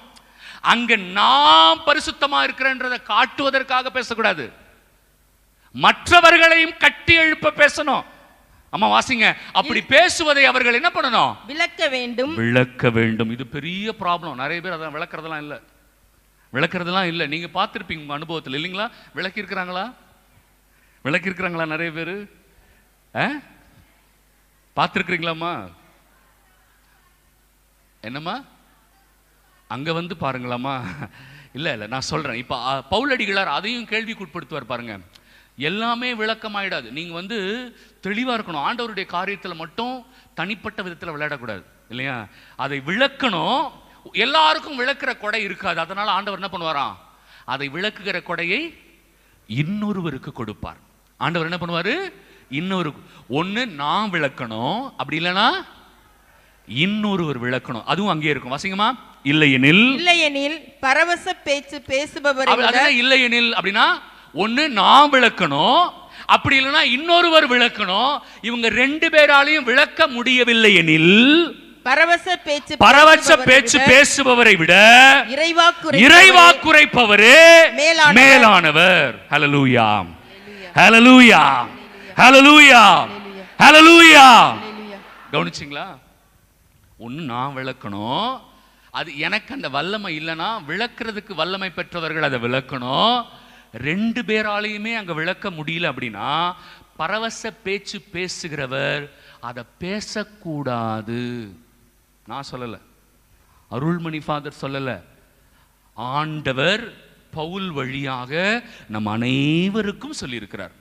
ஆனா பிரியமானவர்களே, ஏன் இந்த வேதனையான ஒரு சம்பவம், இதை நான் ஏன் இவ்வளவு ஆழமா பேசணும்? ஏன்னா அபிஷேகத்தை பத்தி பேச வேண்டியது இருக்கு. அப்படின்னா இன்னைக்கு மக்கள் அபிஷேகம் என்றாலே என்ன சொல்றாங்க? அப்படி அவசியம் இல்லை. ஒவ்வொருத்தருக்கும் ஆண்டவர் என்ன பண்ணுவாரு? ஒவ்வொரு கொடைய கொடுப்பாரு. அப்படிங்கிறத மக்கள் தயவு செய்து நம்பணும். அது பைபிள்ல இப்படித்தான் நமக்கு சொல்லி இருக்கிறாங்க. அதனால நமக்கு ஒரே ஒரு டீச்சிங்ஸ், படிப்பினை பைபிள்ல இருக்கு. மனிதர்கள் சொல்வதை நம்புவதை விட எதை எடுக்கணும்? இறை வசனம் சொல்றதை தான் எடுக்கணும். பிரியமானவர்கள், இப்படி குழப்புகிறவர்களுக்குள்ள நிச்சயமா சொல்றேன், சாத்தா மட்டும்தான் இருக்கான். யார் இருக்கிறா? ஏன்னா சாத்தா மட்டும்தான் பைபிளுக்கு விரோதமா பேசுவான், செய்வான். சாத்தானால ஆராதனை பண்ண முடியுமா? முடியும். சாத்தானால சர்ச்சுக்குள்ள வர முடியுமா? முடியும். பைபிள்ல போட்டிருக்கு இல்லையா? இயேசு முன்னாடியே போய் முட்டி போட்டு இயேசுவே தாவீதின் மகனே இல்லையா அப்படின்லாம் சாத்தானே சொல்லும். அதனால சர்ச்சுக்குள்ள வந்துட்டதுனாலேயே ஒருத்தர்கிட்ட சாத்தான் இல்லைன்னு அர்த்தம் இல்லை. சாத்தானோட எங்க உட்காந்துக்கலாம்? சர்ச்சில் உட்காந்துக்கலாம். சாத்தானோட என்ன பண்ணலாம்? ஆண்டவரை ஆராதிக்கலாம். ஸ்தோத்திரம் இயேசு நாதா. உள்ள யார் இருக்கிறா? பண்ணலாம். ஒருத்தங்க ஆராதிக்கிறதுனாலே சாத்தான் இல்லைன்னு அர்த்தம் இல்லை. ஏன்னா அது எப்படி வெளிப்படும்? அவர்களுடைய வாழ்க்கையும் அவர்களுடைய ஜபமும் ஒத்து போகிறதான்னு தெரிஞ்சுக்கிட்டாவே தெரிஞ்சிடலாம். எதுவும் ஒத்து போனோம்? வாழ்க்கையும் ஜபமும் ஒத்து போதான்னு பார்க்கணும். ஒத்து போலன்னா அங்க இருக்கிறது ஆவியானவர் இல்லை, அங்க இருக்கிறது யாரு? That's all your honour. ஓகேவாமா? அம்மா அடுத்த வசனம், இந்த சீக்கிரம் எடுங்க, 17வது வசனம் எடுங்கம்மா. நீங்கள் நன்றாகத்தான் நன்றி செலுத்தி இறைவனிடம் வேண்டுகிறீர்கள். நீங்க நல்லா அந்நிய பாஷை பேசி நல்லா தான் நன்றி செலுத்துறீங்க. எப்படி சொன்னார் பார்த்தீங்களா பவுல்? நீங்க அந்நிய பாஷை பேசி நிறைய விட்டுட்டேன் நான். அதுல சூப்பராலாம் இருக்கும். ஏன்னா சில பேர் என்ன தெரியுமா, நான் எதை விட்டுட்டேன்னு சொல்லவா? சில பேர் வந்து ஃபாதர் என்ன அறியாம வந்துருச்சு ஃபாதர். நான் ஜெபம் பண்ணிக்கிட்டு இருக்கும்போது எப்படி வந்துருச்சு? என்ன அறியாம வந்துருச்சுன்னு சில பேர் சொல்லி நான் கேட்டிருக்கிறேன். பிரியமானவர்களே, இதுக்கு முன்னாடி பவுல் என்ன தெரியுமா சொல்லுவாரு? பரிசுத்த ஆவியானவர் உன்னை பித்து பிடித்தவன் ஆக்க மாட்டார். பரிசுத்த ஆவியானவர் உன்னை பித்து பிடித்தவன் ஆக்க மாட்டார். அப்படின்னா என்னங்க அர்த்தம்? உன்னை பைத்தியக்காரன் ஆக்க மாட்டார். அவர் உன்னை அறிவு தெளிவோடு ஜெபிக்க வைப்பார். கைகளை தட்டி நன்றி சொல்லுங்க பிரியமானவர்கள். ஆவியானவர் உன்னை எப்படி ஜெபிக்க வைப்பார்மா? அறிவு தெளிவோடு ஜெபிக்க வைப்பார். அப்ப யாராவது ஒருத்தர் எனக்கு தெரியாம வந்துருச்சு அப்படின்னு சொன்னாங்கன்னா அவங்க என்ன சொல்றாங்க? சொல்லுங்க, போய் சொல்றாங்க. நான் சொல்றேனா? நான் அருள்மணி சொல்லல, பவுல் சொல்றாரு. நான் ஒரு இடத்துல சொல்லிட்டு இருக்கும்போது ஒரு சகோதரன் சொன்னாங்க, ஃபாதர் நீங்க சொல்றது சரியில்லை ஃபாதர். நான் சொன்னேன், ஐயா நான் சொல்றது இல்லை, சொல்றது யாரு? ஆண்டவர் யார் வழியா சொல்றாரு? பவுல் வழியா சொல்றாரு. ஒண்ணு நீங்க ஆண்டவரோட அறிவாளியா இருக்கணும், இல்லைன்னா பவுலை விட அறிவாளியா இருக்கணும், இல்லையா? நான் என் கருத்தை ஒண்ணுமே சொல்லலையே. இப்ப இங்க நின்றுகிட்டு நான் எதை எடுத்து சொல்லிக்கிட்டு இருக்கிறேன்? பைபிள்ல இருக்கிறது அப்படியே சொல்றேன், இல்லையா? அப்ப இது தவறுன்னு சொல்ற அதிகாரமும் தைரியமும் நமக்கு வருமா? அப்ப ரொம்ப தெளிவா இருக்கு பைபிள்ல. உன்னை அறிவு தெளிவோடு ஜெபிக்க வைப்பார், உன்னை பித்து பிடித்தவன் ஆக்க மாட்டார். இதுதான் முன்னாடி இருந்துச்சு, அதெல்லாம் நான் விட்டுட்டு வந்துட்டேன். அதனால ஞாபகம் வச்சுக்கோங்க, எனக்கு தெரியாம வந்துருச்சுன்னு யாராவது சொன்னாங்கன்னா அவங்க மறுபடியும் என்ன பண்றாங்க? பொய் சொல்றாங்க, பைபிளுக்கு விரோதமா பேசுறாங்க. ஓகே, 17வது வசனம் அம்மா வாசிங்க. ஆனால் அது பிறரது வளர்ச்சிக்கு உதவவில்லையே. நீங்கள் அந்நிய பாஷை பேசி நன்றாகத்தான் நன்றி சொல்கிறீர்கள். சில பேர் பிரேயர் பண்ணும்போது அப்படியே நடுவில் வந்துடும், பார்த்துருக்கீங்களா? நடுவில் அப்படியே சொல்லி அது நான் அவங்க கிட்ட விட்டுறேன், கடவுளுக்கு விட்டுறேன், எனக்கு அதுக்கு சம்பந்தம் இல்லை, அவங்க கடவுளுக்கு பதில் சொல்லட்டும், இல்லையா? அப்போ அவர் சொல்றாரு, பவுல் சொல்றாரு, நீங்க நல்லா தான் நன்றி சொல்றீங்க. எப்படி எப்படி கிண்டலா சொன்னார் பார்த்தீங்களா? எப்படி சொன்னாரு? நீங்க நல்லா தான் நன்றி சொல்றீங்க, ஆனால் அது பிறரது வளர்ச்சிக்கு உதவவில்லையே. குரூப் பிரேயர்ல பண்ணுவாங்க சில பேர், இந்த மாதிரி குரூப் பிரேயர்ல இருக்கும்போது டப டபான்னு பேசிடுவாங்க. அது யாருக்கு உதவல? அந்த குரூப்ல இருந்த மற்றவங்களுக்கு அது உதவவில்லை. கைகளை தட்டுங்க பிரியமானவர்களே. சில பேர் இது உதவும்னு வந்து என்கிட்ட பேசுனாங்க பிரியமானவர்களே, எனக்கு ரொம்ப வேதனையா இருந்துச்சு. நான் சொன்னேன், எப்படிங்க பைபிள் வசனத்துக்கு அப்படியே ஆப்போசிட்டா ஆமா இது உதவும்னு எப்படி பேசுறீங்க? பைபிள் வசனம் சொல்லுது, ஜெபிக்கும் போது இப்படிலாம் நீ பண்ணாத, இது அடுத்தவங்களுக்கு உதவாதுன்னு பைபிள் வசனம் சொல்லுது. நீங்க எந்த தைரியத்துல இது உதவுன்னு சொல்றீங்க? சொல்லுங்க, எந்த தைரியத்துல சொல்றீங்க? பவுலே சொல்றாரு, நீ நல்லா தான் நன்றி சொல்ற பிரேயர் பண்ணும்போது, ஆனால் அது பிறரது வளர்ச்சிக்கு. அதனால தான் பர்சனல் பிரேயர்ல பண்ணிக்கோ, தப்பு கிடையாது. ஆனா எங்க பண்ணக்கூடாது? குரூப்லயோ சபையிலயோ. நான் சொல்லல, பவுல் சொல்றாரு. அம்மா அடுத்த வசனம் 18 வாசிங்கம்மா. நான் உங்கள் அனைவரையும் விட மிகுதியாக பரவச பேச்சு பேசுகின்றேன். இது சூப்பரா இல்ல? அவர் சொல்றாரு அங்க இருக்கிறவங்கள பார்த்து, ஏய் நான் உங்களை விட சூப்பரா பேசுவேன். யார் சொல்றா இத? யார் சொல்றா இத? பவுல் சொல்றாரு, நான் உங்களை விட சூப்பரா பேசுவேன். ஆனா அவர் எங்கேயும் பேசவே இல்லை. கவனிச்சிங்களா அந்த வார்த்தையை? அவர் எங்கேயுமே பேசினதாக அவர் சொல்லவே இல்லை. அவர் சொல்றாரு, நான் உங்களை விட சூப்பரா பேசுவேன். இதே வடிவேல் ஃபார்முலா வரும் பாருங்க. அம்மா வாசிங்கம்மா. அதற்காக கடவுளுக்கு நன்றி செலுத்துகிறேன். அதற்காக நான் கடவுளுக்கு நன்றியும் செலுத்துகிறேன் பர்சனலா, இல்லையா? நான் உங்களை விட சூப்பரா பேசுவேன், அதற்காக நான் நன்றி செலுத்துறேன். நானும் பரவச பேச்சு பேசுவேன் தனியா, அதுக்காக நான் என்ன பண்றேன்? கடவுளுக்கு நான் நன்றி செலுத்துறேன். மறுபடியும் வாசிங்கம்மா. நான் உங்கள் அனைவரையும் விட மிகுதியாக பரவச பேச்சு பேசுகிறேன். உங்களை விட மிகுதியாக பரவச பேச்சு பேசுகிறேன், அதற்காக கடவுளுக்கு நன்றி செலுத்துகிறேன். ஆயினும் நான் திருச்சபையில் பரவச நிலையில் பல்லாயிரம் சொற்களை பேசுவதை விட மற்றவர்களுக்கு கற்றுக் கொடுப்பதற்காக 4-5 சொற்களை அறிவோடு சொல்வதையே விரும்புகிறேன். கைத்தட்டுங்க எல்லாரும்.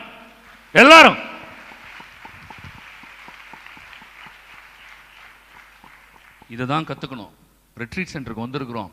நிறைய நேரம் ரெட்ரீட் சென்டர்ல இப்படி ஒரு குழப்பம் இருக்கும் எல்லார்கிட்டையும். இது சரியா, இது தப்பா, இது ஓகேவா, இது ஓகே இல்லையா? ஏன்னா என்கிட்ட ஒரு சகோதரர் கேட்டிருந்தார் அந்த கேள்வியை. அவருக்கும் நான் பதில் சொல்லி ஆகணும். இது அபிஷேகத்தோட ஒத்து போறதுனால நான் உங்களுக்கு சொல்றேன். அப்ப பைபிள் ஆழமா படிங்க, இல்லையா? எந்த மனுஷனும் வந்து உங்களுக்கு எக்ஸ்பிளைன் பண்ணவே வேண்டாம். யார் எக்ஸ்பிளைன் பண்ணுவா? பைபிள் இறை வசனம் எனக்கு சொல்லிக் கொடுக்கும் பிரியமானவர்களே. அதை நான் அழகாக சொல்லிக் கொடுக்க போறேன் அப்புறமா, இல்லையா? நீங்க பைபிளை படிச்சாவே போதும், பைபிள் உங்களுக்கு அழகாக சொல்லிக் கொடுத்துரும். நம்ம பைபிளை அறகுறையா படிக்காம அறகுறையா படிச்சவங்க கிட்ட போய் நீங்க தயவு செய்து எதையும் கத்துக்காதீங்க. அதனாலதான் கத்தோலிக்க திருச்சபை ரொம்ப ஸ்ட்ரிக்டா இருக்கும் இந்த விஷயத்துல. நீங்க மற்ற சபைகளில் பார்க்குற மாதிரி இந்த சபையில இதை பத்தி அதிகமா பேச மாட்டாங்க. இது தப்புன்னு நம்ம சொல்லலை, நான் யாரையும் தடுக்கவும் இல்லை. ஆனா அதே நேரத்தில் எச்சரிக்கையா எப்படி இருக்கணும்? எச்சரிக்கையா இருங்க. எது சரி எது தப்புன்னு தெரிஞ்சு செய்யுங்க. ஏன்னா நம்ம யாரு கூட விளையாடுறோம்? யாரு கூட? என்னங்க தைரியம் இருக்கு நமக்கு? நம்மெல்லாம் புழுதிங்க, டஸ்ட், ஒன்றும் இல்லை. நம்மெல்லாம் என்ன தைரியம்? ஆவியானவருக்கு எதிராக போய் நின்று விளையாடுற தைரியம். இஷ்டத்துக்கு பேசிட்டு ஆவியானவர் கொடுத்தாருன்னு சொல்லிடுவீங்களா? அப்படி அந்த ஒரு தைரியம் வருமா மனசுக்குள்ள உங்களுக்கு? அதுதான் ஆண்டவர் நம்மள கேட்கிறாரு, எப்படி நீ பேசுவ? ரொம்ப தெளிவா இருக்கு பைபிள் வசனம். அம்மா இப்ப நம்ம வாசிக்க போறது என்ன முக்கியம்? 28 இருந்து 31 வசனம் இல்லமா, மன்னிக்கவும் 19வது வசனத்தை வாசிச்சிருங்க, நம்ம அப்புறம் போகலாம். ஆயினும் நான் திருச்சபையில் பரவச நிலையில் பல்லாயிரம் சொற்களை பேசுவதை விட மற்றவர்களுக்கு கற்றுக் கொடுப்பது. அந்த லைன் ரொம்ப முக்கியம், மற்றவர்களுக்கு கற்றுக் கொடுப்பது. அப்ப திருச்சபையில பேசுறது எல்லாமே ஒருத்தர் இன்னொருத்தருக்கும், இன்னொருத்தர் எங்களுக்கும் உதவி செய்யணும். நான் ஒரு நாள் சொன்னேன், ஞாபகம் இருக்கா? ரோமர் 1:12, உங்கள் நம்பிக்கை என்னையும் என் நம்பிக்கை உங்களையும் திடப்படுத்தணும். ஹல்லேலூயா, ஹல்லேலூயா. அப்போ சபையில செய்யறது எல்லாமே ஒருத்தர் ஒருத்தர் அது என்ன பண்ணணும்? தாங்கணும், வளர்ச்சிக்கு கொண்டு போகணும். அம்மா அடுத்தது 22வது வசனம் வாசிங்கம்மா. 1 கொரிந்தியர் 14:22. எனவே பரவச பேச்சு பேசுவது நம்பிக்கை கொண்டோருக்கு அல்ல, நம்பிக்கை கொண்டிராதோருக்கே அடையாளமாக இருக்கிறது. இது யாராவது எனக்கு எக்ஸ்பிளைன் பண்ணுங்க. பரவச பேச்சு பேசுவது, அந்நிய பாஷை பேசுவது நம்பிக்கை உள்ளவர்களுக்கு அல்ல. யாருக்குமா? சத்தமா சொல்லுங்க. நம்பிக்கை. நம்ம எல்லாம் நம்பிக்கை உள்ளவங்களா நம்பிக்கை இல்லாதவங்களா? நம்பிக்கை உள்ளவங்க. சத்தமா பேசணும். சில பேருக்கு குத்துது உள்ள, ஐயோ நம்ம இதை பண்றோமே, பைபிள் இப்படி சொல்லுதே. சத்தமா சொல்லுங்க. நம்பிக்கை உள்ளவங்களுக்கா நம்பிக்கை இல்லாதவங்களுக்கா? மறுபடியும் வாசிங்கம்மா.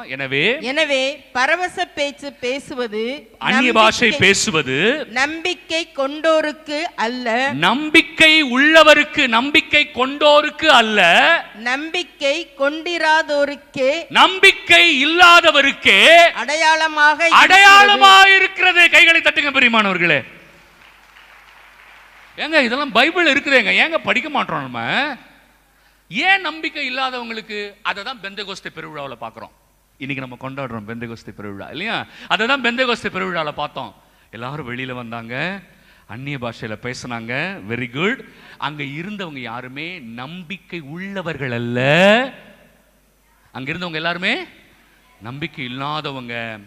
அவர்கள் பேசிய மற்ற மொழிகளை அவர்கள் தங்கள் மொழியில் புரிந்து கொண்டார்கள். கைகளை தட்டி ஆண்டவருக்கு நன்றி சொல்லுங்க பிரியமானவர்களே. வரமாட்டேங்குது, ஸ்பிரிட் இல்ல கையில. நல்லா கை தட்டுங்க.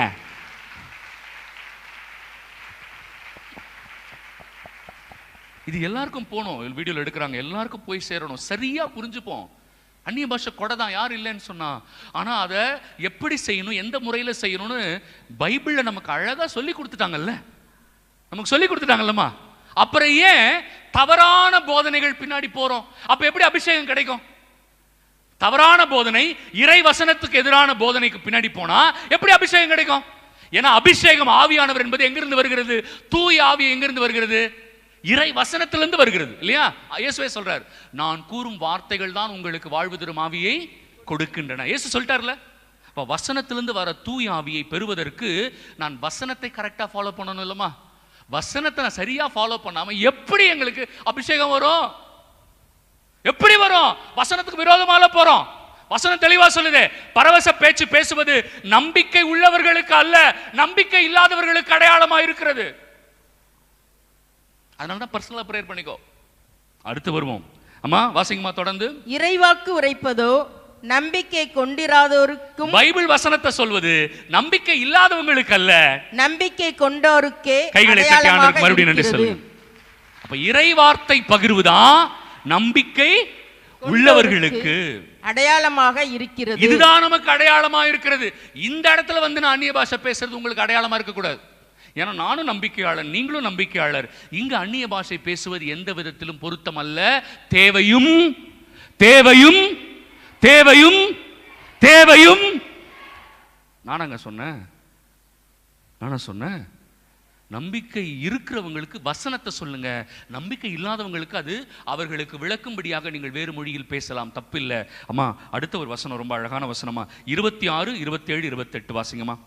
அப்படியானால் சகோதர சகோதரிகளே செய்ய வேண்டியது என்ன? அப்படின்னா என்ன செய்யணும்? சரி, சூப்பரா வந்துட்டார் பாயிண்ட்டுக்கு. சரி, ஓகே.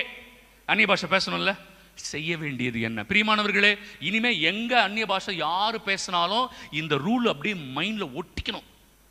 இந்த ரூலை வச்சுதான் நம்ம பார்க்கணும். அருள்மணி ஃபாதர் சொன்னது இல்ல, ஆண்டவர் பவுல் வழியாய் சொன்னது. நான் மறுபடியும் சொல்றேன், பவுல் சொன்னாருன்னு கூட சொல்லக்கூடாது, தப்பு. ஆண்டவர் பவுல் வழியாய் சொன்னது. இந்த ரூல் மைண்ட்ல ஒட்டிக்கணும். அம்மா வாசிங்கம்மா. நீங்கள் கூடி வரும்போது, நீங்கள் கூடி வரும்பொழுது, வார்த்தை அம்மா ரொம்ப முக்கியமா, அந்த வார்த்தை ஒவ்வொரு வார்த்தையும் ரொம்ப முக்கியம். இந்த படுபாவி படிக்க விட மாட்டேங்கிறான்னு நினைக்கிறாங்க அம்மா இல்லையா.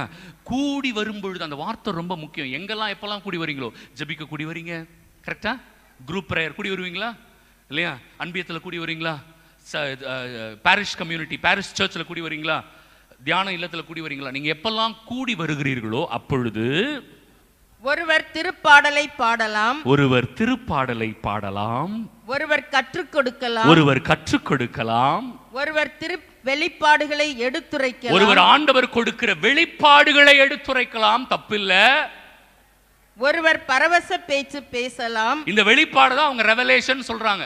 இப்ப பேர் சொல்றாங்க இல்லையா, இந்த இவங்க குணமாயிட்டாங்க, இவங்க சுகமாயிட்டாங்க. பிரியமானவர்களே, அதுலயும் ரெண்டு பிரச்சனை இருக்கு. ஒன்னு சரி, ஒன்னு தப்பு இருக்கு.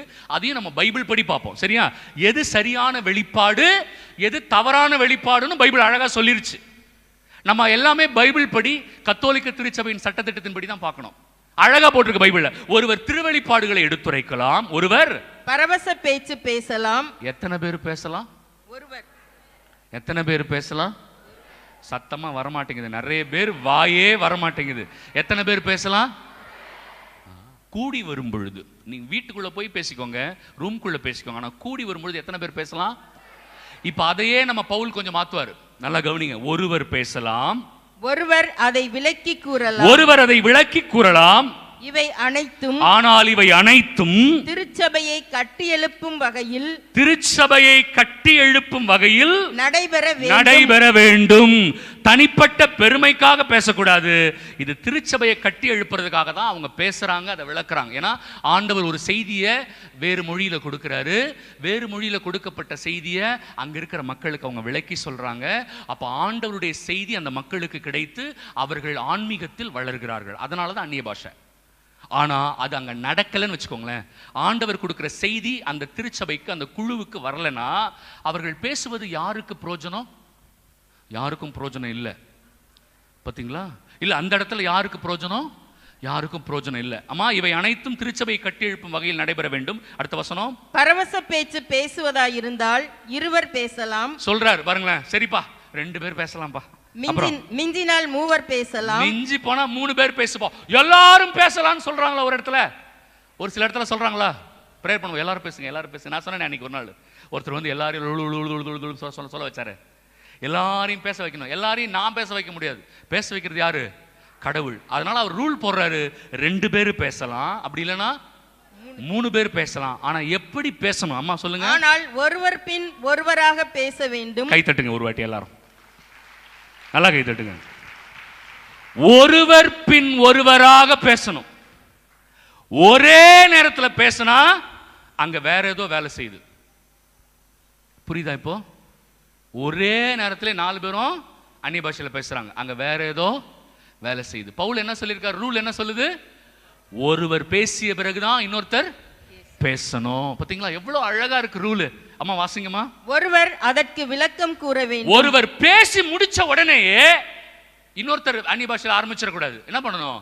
ஒருத்தர் என்ன பேசினாரோ அதை விளக்க வேண்டும். அம்மா வாசிங்கம்மா. ஆனால் விளக்கம் கூறுபவர் இல்லை எனில், வரல அன்னைக்கு அவர் லீவு, அவர்கள் அன்னைக்கு அவர் லீவ் வரல. யார் வரலமா? பேசுறவர் வந்திருக்கிறார், அந்நிய பாஷையில பேசுறவர் வந்திருக்கிறாரு. ஆனா விளக்குறவர் அன்னைக்கு பிரேயருக்கு வரல, ஜப கூட்டத்துக்கு வரல, தியானத்துக்கு வரல. பேசுறவர் மட்டும் இருக்கார்.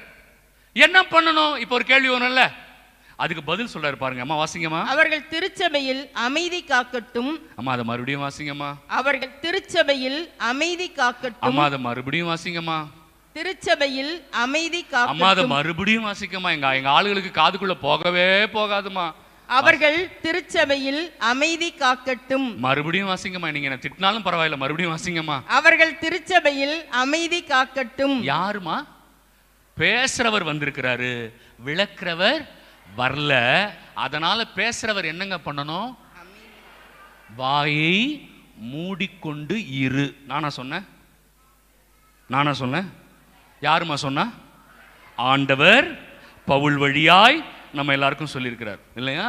சும்மா நான் பேசுவேன்னா பேசக்கூடாது. பேசுனா நீ விளக்கணும், நீ விளக்கலன்னா இன்னொருத்தர் விளக்கணும். விளக்குறவர் அன்னைக்கு வரல, அப்ப பேசுறவர் என்ன பண்ணணும்? அப்படின்னா என்ன அர்த்தம் பிரியமானவர்களே? ஆவியானவர் உங்களுடைய அறிவுக்கு தெரிந்துதான் அந்த அபிஷேக அந்நிய மொழியை கொடுப்பார். எனக்கு தெரியாம வந்துருச்சுன்னு யாரும் சொல்லக்கூடாது. அதனாலதான் அவர் தெளிவா சொல்றாரு, விளக்க முடியவில்லை என்றால், விளக்குகிறவரும் என்று வரவில்லை என்றால், அந்நிய பாஷை பேசுகிறவர்கள் சபையில் அமைதி காக்கட்டும். என்ன பண்ணணும்? அமைதி காக்கட்டும். ஏன் இதெல்லாம் படிக்காம பரிசுத்த ஆவிக்கு விரோதமா ஏன் பேசுறோம்? ஏன்னா வேற சபைகள்ல இந்த மாதிரி ஒரு சிலர் தவறு செய்யறதுனால அதை காப்பி அடிச்சு நாமளும் அதை செய்யறோம். அடிச்சான் காப்பி, அடிச்சான் காப்பி இல்லையா? அப்படி பண்ணிட்டா ஆவியானவருடைய அபிஷேகம் தன்னிடம் இருப்பதாக காட்டிக்கொள்ளுகிற எண்ணம், அது எவ்வளவு தவறான எண்ணம் தெரியுமா? நான் ஒரு வார்த்தை சொல்லணும்னு நினைச்ச சொல்லல. அது எவ்வளவு தவறான எண்ணம், கீழ்த்தரமான எண்ணம், ஆவியானவருக்கு எதிரான எண்ணம், பரிசுத்த வசனங்களுக்கு எதிரான எண்ணம். இது என்கரேஜ் பண்ணுவீங்களா? இது ஓகே சொல்லுவீங்களா? இது சரின்னு சொல்லுவீங்களா? பைபிள் தவறு என்று சொல்வதை நீங்களும் நானும் சரின்னு சொல்லுவோமா? யார் கொடுத்த அந்த தைரியத்தை? யார் கொடுத்த அந்த தைரியத்தை? பிசாசை தவிர யார் கொடுக்க முடியும்? பிசாசை தவிர பைபிளுக்கு விரோதமா செயல்படுகிற தைரியம் யார் கொடுக்க முடியும்? சொல்லுங்க. வாயெல்லாம் திறக்கவே மாட்டேங்கிறீங்க. நமக்குலாம் வாய் இல்லையா? பிசாசை தவிர பைபிளுக்கு விரோதமா போகிற தைரியத்தை யார் கொடுக்க முடியும்? அவ்வளவுதான். அப்ப இதை எப்படி நம்ம என்கரேஜ் பண்ணிட்டே இருக்க முடியும்? இந்த ரூல் படி ஒருவர் நடக்கிறாருன்னு பாருங்க. அம்மா அம்மா வாசிங்கம்மா. தங்கள் உள்ளத்தில் கடவுளோடு பேசட்டும். நீ அந்நிய பாஷை பேசுறதாண்டா, மனசுக்குள்ள கடவுளோட பேசிக்கோ. எவ்வளவு அழகா போட்டிருக்கு பாத்தீங்களா? அந்நிய பாஷை நீ எங்க பேசு? மனசுக்குள்ள பேசிக்கோ. என்ன மொழி வேணா பேசு. யாருக்கு மட்டும் தான் தெரியும்? அவருக்கு மட்டும் தான் தெரியும். எவ்வளவு அழகா போட்டிருக்கு பைபிள்ல. அங்க விளக்குறது இல்ல, எனக்கும் விளக்க தெரியாது. மனசுக்குள்ளே பேசிக்கோ. யார் வேணான்னு சொன்னா? பவுல் அழகா சொல்றாரு. மனசுக்குள்ள பேசாம எப்படி சபையில வந்து பேசுறீங்க? யாரு கொடுத்தா அந்த தைரியத்தை?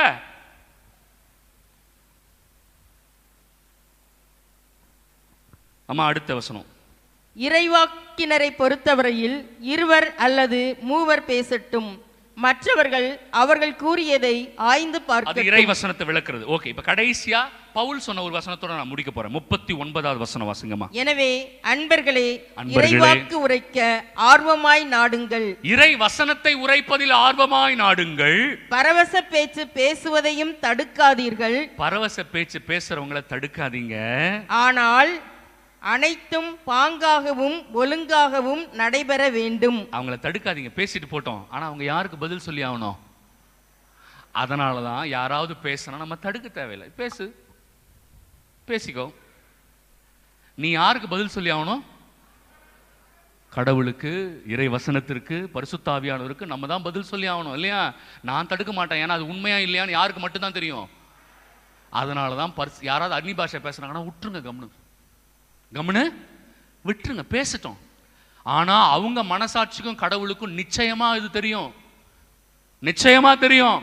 இந்த சட்டத்திட்டத்தின்படி அவங்க பாங்காகவும் ஒழுங்காகவும் நடைபெறணும். அப்படி இந்த திட்டத்தின்படி இல்லாம அவங்களுடைய சுயநல விருப்பத்தின் அடிப்படையில் அவங்க அந்நிய பாஷையை பயன்படுத்தினா அவர்கள் விரோதமாக செயல்படுகிறார்கள். நான் ஏன் இவ்வளவு டைம் எடுத்துக்கிட்டேன் இதுக்கு? நான் ஏன் இதுக்கு டைம் எடுத்துக்கிட்டேன்? பிரியமானவர்களே, இன்னைக்கு இதுதான் நம்ம மக்களை குழப்பிக்கிட்டு இருக்கு. நம்ம மக்களை குழப்பிக்கிட்டு இருக்கு. அதனால தான் நான் கொஞ்சம் டைம் எடுத்து, பிரியமானவர்களே, கொடைகள் பல, அவரவருக்கு என்ன கொடை கொடுக்கணும்னு ஆண்டவர் முடிவு பண்ணுவாரு. யாரும் உங்களுக்கு அந்நிய பாஷை பேச சொல்லி தர வேண்டிய அவசியம் இல்லை. அது வேணும், கடவுள் உங்களை பேச வைக்கணும்னா ஆவியானவர் உங்களுக்கு அதை கொடுப்பாரு இல்லையா? அப்படியே கொடுத்தாலும் அதை நீங்க பர்சனல் பிரேயர்ல வீட்டில் பயன்படுத்துங்க. சபையில பயன்படுத்தாதீங்க. ஏன்னா அது நம்பிக்கை இல்லாதவங்களுக்கு தான் அடையாளம், நம்பிக்கை இருக்கிறவங்களுக்கு இல்ல. அப்படியே கடவுள் சொல்ற செய்தியை நீ சொல்லணும்னு நினைச்சா அந்நிய பாஷையில பேசு, தப்பு இல்ல. ஆனா அதை தயவு செய்து விளக்குங்க. நீங்க விளக்கலைனாலும் பக்கத்தில் இருக்கிற இன்னொருத்தர் அதை விளக்கணும். ஒருவேளை விளக்குறவர் லீவ் லெட்டர் கொடுத்து லீவ் போட்டு வரலன்னா நீங்க வாயை மூடிக்கிட்டு இருங்க, பேசாதீங்க. அப்படியே பேசணும்னு தோணினாலும் மனசுக்குள்ளேயே பேசிக்கோங்க. என்னம்மா, இது எல்லாம் அருள்மணி ஃபாதருடைய வார்த்தை இல்லை. ஆண்டவர் பவுல் வழியாய் அகில உலக திருச்சபைக்கு சொன்ன வசனங்கள். கைகளை தட்டி ஆண்டவருக்கு நன்றி சொல்லுவோம்.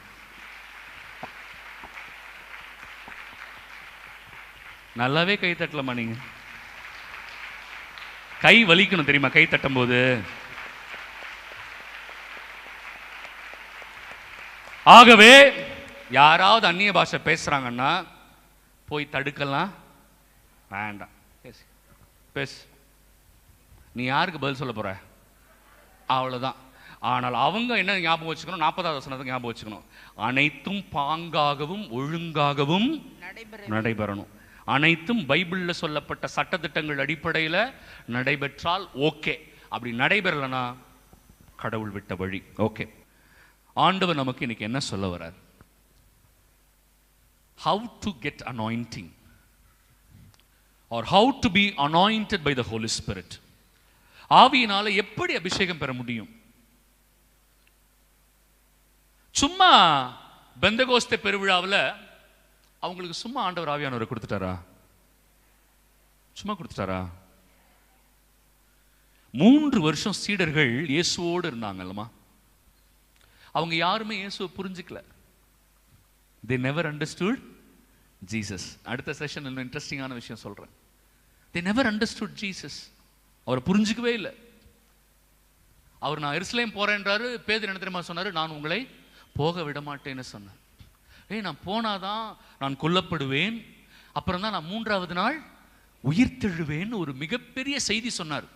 இதுவரைக்கும் மனித குலம் கேட்டிராத ஒரு செய்தி இயேசு அங்க அவங்க கிட்ட சீக்ரெட் சொல்றாரு.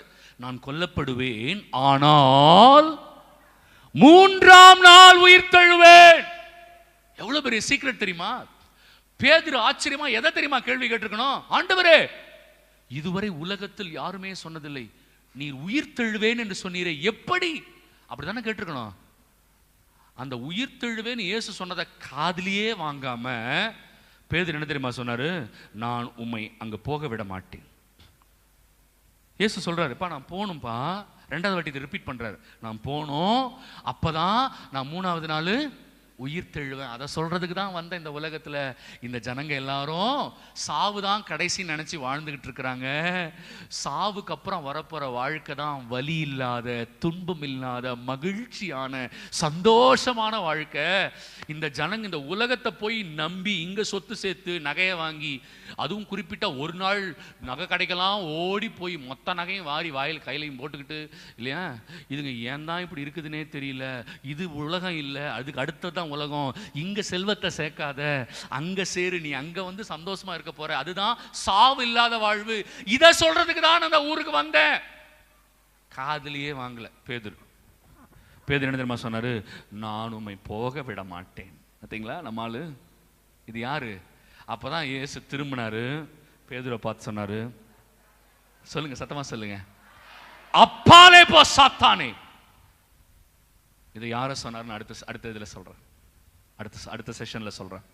அப்பாலே போ சாத்தானே. பாத்தீங்களா? உயிர்ப்புக்கு எதிராக, இறை வசனத்துக்கு எதிராக யாராவது பேசினா இயேசு என்ன வசனத்தை பயன்படுத்தினாரு? சத்தமா சொல்லுங்க, ஒரு உறுதியா சொல்லுங்க, நம்பிக்கையா சொல்லுங்க. சாத்தானை பார்த்து சொல்லுங்க, பக்கத்தில் இருக்கிறவங்கள பார்த்து சொல்லக்கூடாது. சாத்தானை பார்த்து சொல்லுங்க. பிரியமானவர்களே, ஆண்டவர் எவ்வளவு தெளிவா இருக்கிறார் பாருங்க. யாராவது பைபிள் வசனத்துக்கு விரோதமா பேசினாலே அவர் நபரோட பேரை பயன்படுத்தல. சொன்னது யாரு? பேதுரு தானே. சொன்னது பேதுரு தானே. அப்பாலே இப்போ பேதுருவேன்னு சொல்லலையே. அப்ப யாரெல்லாம் பைபிள் வசனத்துக்கு விரோதமா பேசுறாங்களோ அவங்க யாரா மட்டும்தான் இருக்க முடியும்? சத்தமா சொல்லுங்க, பின்னாடிலாம் என்னங்க பண்றீங்க? யாரு? அதனால இயேசு ரொம்ப தெளிவா சொன்னாரு, அப்பாலே போ இல்லையா? அதனாலதான் பைபிளுக்கு விரோதமா யாரு பேசினாலும் நடந்தாலும் அது பரிசுத்த ஆவிகிட்ட இருந்து வரல, யார்கிட்ட இருந்து மட்டும்தான் வந்திருக்கு. That's all your honour. இல்லையா? சீடர்கள் புரிஞ்சிக்கவே இல்லை இயேசுவை. ஆனாலும் இயேசு உயிர்த்த பிறகு 3 முறை காட்சி கொடுக்கிறார். இன்னைக்கு இறுதி திருப்பலியில நான் அந்த 3வது காட்சியை பத்தி பேசுவேன். 3 முறை காட்சி கொடுக்கிறார். அப்புறம் தான் 3வது முறை தான் அதுங்களுக்கு புரியுது. யாருக்கு? சீடர்களுக்கு. அப்பதான் புரியுது. அப்பதான் ஆண்டவர் சொன்னாரு, பேதுரு என்னை அன்பு செய்வாயா? எத்தனை முறை கேட்டாரு? இல்லையா?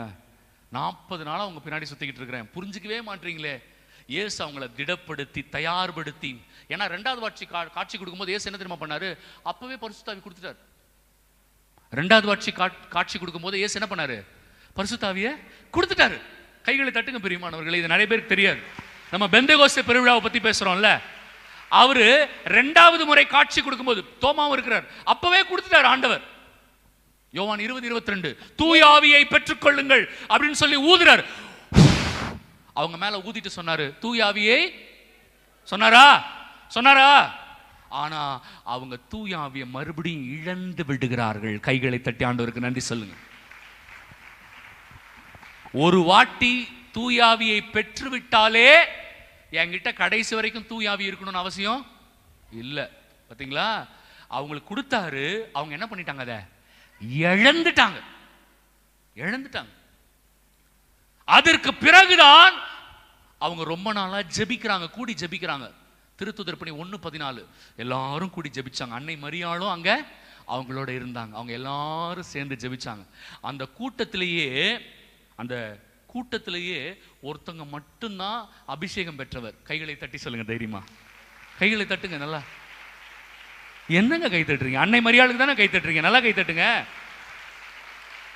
அந்த கூட்டத்திலேயே பரிசுத்தாவியை இழக்காமல் இறுதி மூச்சு வரை ஆவியானவரை தனக்குள் பெற்று வாழ்ந்த ஒரே ஒரு நபர் வேற யாருமே இல்ல, அன்னை மரியாள் மட்டும்தான். சீடர்கள் அப்புறமா போய் தான் அடுத்தவங்க மேல கை வச்சு ஜெபம் பண்ணாங்க. கரெக்டுங்களா? அவர்கள் கை வைத்து ஜெபித்த பொழுது அவர்கள் பரிசுத்தாவியை பெற்றார்கள். ஏன்னா அவங்க அபிஷேகம் பெற்றாங்க.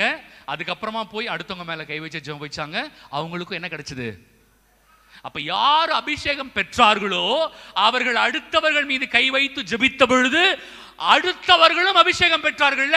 அப்ப அந்த மாடி வீட்டுல அபிஷேகம் பெற்ற ஒரே ஒரு நபர் யாரு? சத்தமா அவங்க எல்லாரும் ஜெபிச்சிட்டு இருக்கும்போது அபிஷேகம் பெற்ற ஒரு நபர் யாரு? அன்னை மரியாள். கையை உயர்த்தி அவங்களுக்காக ஜெபம் பண்ணாங்க. அங்க என்ன நடந்துச்சு?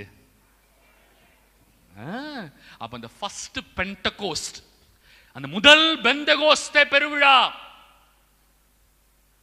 என் அருமை பெந்தகோஸ்தே சகோதர சகோதரிகளும் நான் சொல்லணும் மற்ற சபையில, அந்த முதல் பெந்தகோஸ்தே பெருவிழாவின் பொழுது ஆவியானவர் மேலிருந்து இறங்கி வர்றதுக்கு முன்னாடியே இயேசுவின் நிமித்தம் பரிசுத்தாவின் அபிஷேகத்தை பெற்ற முதல் நபராய் அவர்களோடு இருந்து ஜெபித்துக் கொண்டிருந்தவர் அன்னை மரியாள். கை தட்டுங்க. அன்னை மரியாளுக்கு எனக்கு இல்ல,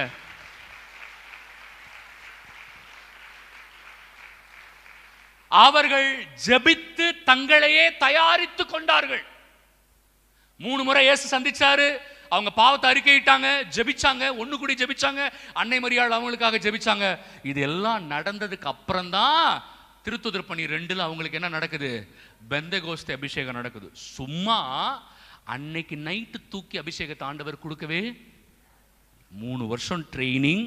3 வருஷம் ட்ரைனிங்ல நம்ம ஆளுங்க மரமண்டைங்க ஒண்ணுமே புரிஞ்சுக்கல. அதுக்கப்புறமும் காட்சி கொடுக்கிறாரு, உயிர்த்து காட்சி கொடுக்கிறாரு. அப்ப தோமா ஆண்டவரே என் தேவனே எல்லாம் சொன்னாரு. ஆனாலும் புரியாம மறுபடியும் மீன் பிடிக்க போயிருச்சு இந்த கூட்டம் இல்லையா? அப்பவும் இல்லாம மறுபடியும் ஜெபத்தின் வழியாக அன்னை மரியாள் வழியாக திடப்படுத்தப்பட்டு கடைசியாகத்தான் ஆண்டவர் என்ன கொடுத்தாரு? அபிஷேகத்தை கொடுத்தார். ஆனால் யாராவது உங்களிடம் வந்து அபிஷேகம் சும்மா கிடைக்கும், நீங்க எதுவுமே பண்ண வேணாம்னு சொன்னாங்கன்னா அவங்க மறுபடியும் பைபிளுக்கு விரோதமாக பேசுகிறார். கைகளை தட்டி ஆண்டவருக்கு நன்றி சொல். ரொம்ப வேதனையா இருக்கு பிரியமானவர்களே. ஒரு பாவ வாழ்க்கை வாழ்கிற ஒரு நபர் இங்கிருந்து ஒரு தியான இல்லத்துக்கு போறாரு. அந்த தியான இல்லத்துல அவர் பாவ சங்கீர்த்தனம் பண்ணல, தன் வாழ்க்கையை மாத்திக்கல. ஆனா முடிஞ்ச உடனே சொல்றாரு, எனக்கு அபிஷேகம் கிடைச்சிருச்சுன்னு சொல்றாரு. அந்த சகோதரர் ஒருத்தர் எனக்கு கேள்வி எழுதியிருந்தார்ல, அவர் கேட்டிருந்தார், ஃபாதர் இந்த அபிஷேகம்னு சொல்றாங்க ஃபாதர், குடும்பத்தை பார்க்கறது இல்லை, பிள்ளைங்கள பார்க்கறது இல்லை, ஒரு வேலை எப்படி ஒழுங்கா செய்யறது இல்லை, ஆன ஒன்னா பைபிளை தூக்கிட்டு அபிஷேகம் கிளம்பிடுது. உண்மையான அபிஷேகம் பெற்றவங்க முதல்ல குடும்பத்தை தான் பார்ப்பாங்க. ஹல்லேலூயா சொல்லுங்க. ஏன்னா அன்னை மரியாள் அபிஷேகம் பெற்றவொன்னா முதல்ல எங்க போனாங்க? சித்திக்கு உதவி செய்ய போனாங்க. எங்க போனாங்க? சித்திக்கு உதவி செய்ய போனாங்க. எலிசபெத் அம்மா தான் அன்னை மரியாளோட சித்தி, அவங்க அம்மாவோட தங்கச்சி. நேரா எங்க போனாங்க? சித்திக்கு ஹெல்ப் பண்ண போனாங்க. அங்க போய் சித்தி கிட்ட சொன்னாங்களா, சித்தி எனக்கு வந்து பரிசுத்தாவி கிடைச்சிட்டாரே, நான் வந்து இயேசுவை பெத்தெடு சொன்னாங்களா ஏதாவது? அங்க போய் அவங்க அமைதியா தான் இருந்தாங்க. கவனிச்சிங்களா? ஏன்னா தூயாவியினால் பிறக்கிறவர்கள் யாருமே தங்களை குறித்து தம்பட்டம் அடிக்க மாட்டார்கள். எலிசபெத் அம்மாவே சொல்றாங்க, அதுவும் அவங்க சும்மா சொல்லல, பைபிள் அழகா போட்டிருக்கு, அவள் தூயாவியார் ஆட்கொள்ளப்பட்டார். எப்ப தெரியுமா அவங்களுக்கு தூயாவின் அபிஷேகம் கிடைக்குது? அன்னை மரியாளின் வாழ்த்தொலியை கேட்டதும். கைகளை தட்டுங்க. சும்மா கிடைக்கலங்க.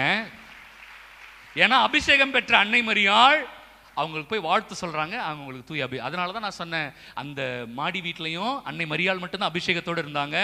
அவங்க திருத்துதர்களுக்காக நிச்சயமாய் ஜெபித்து இருக்க வேண்டும். ஏன்னா சீடர்கள் அபிஷேகம் பெற்றதுக்கு அப்புறம் போய் அடுத்தவங்க மேல கை வச்சு ஜெபிச்சு தானே பரிசுத்தாவியை பெற்றுக் கொடுத்தாங்க. அந்த லாஜிக்ல பார்க்கும்போது கண்டிப்பா அன்னை மரியாள் அங்கு ஆவியினால் வாழ்ந்தாங்க, அவங்க ஜெபிச்சிருந்தார்கள் இல்லையா? எப்படி எலிசபெத் அம்மா வாழ்க்கையில அது ப்ரூவ் ஆயிடுச்சு.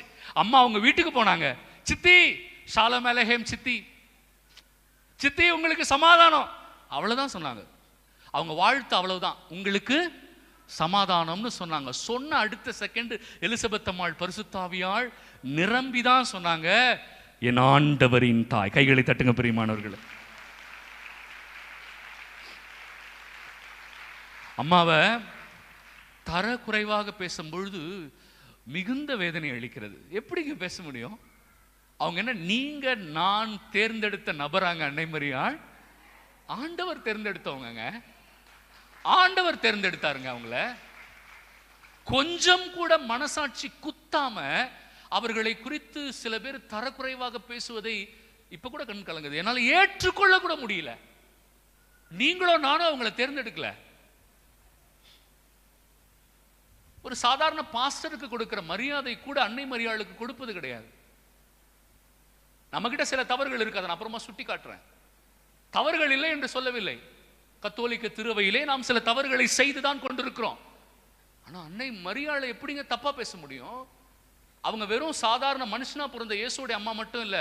அதனாலதான் எலிசபெத் அம்மா, பரிசுத்தாவியால் ஆட்கொள்ளப்பட்ட எலிசபெத் அம்மா சொன்னாங்க, என் ஆண்டவரின் தாய். நீ சாதாரண மனுஷனாகி இயேசுடைய தாய் மட்டும் இல்லம்மா, என் கடவுளும் ஆண்டவருமாக அவருடைய தாய்மா நீ. அவங்க வாயிலிருந்து வரல, பரிசுத்தாவியினால் தூண்டப்பெற்று சொன்னாங்க அன்னை மரியாள் அந்த வார்த்தையை. சாரி, எலிசபெத் அம்மாள் அந்த வார்த்தையை சொன்னாங்க இல்லையா? சாதாரண வார்த்தையா?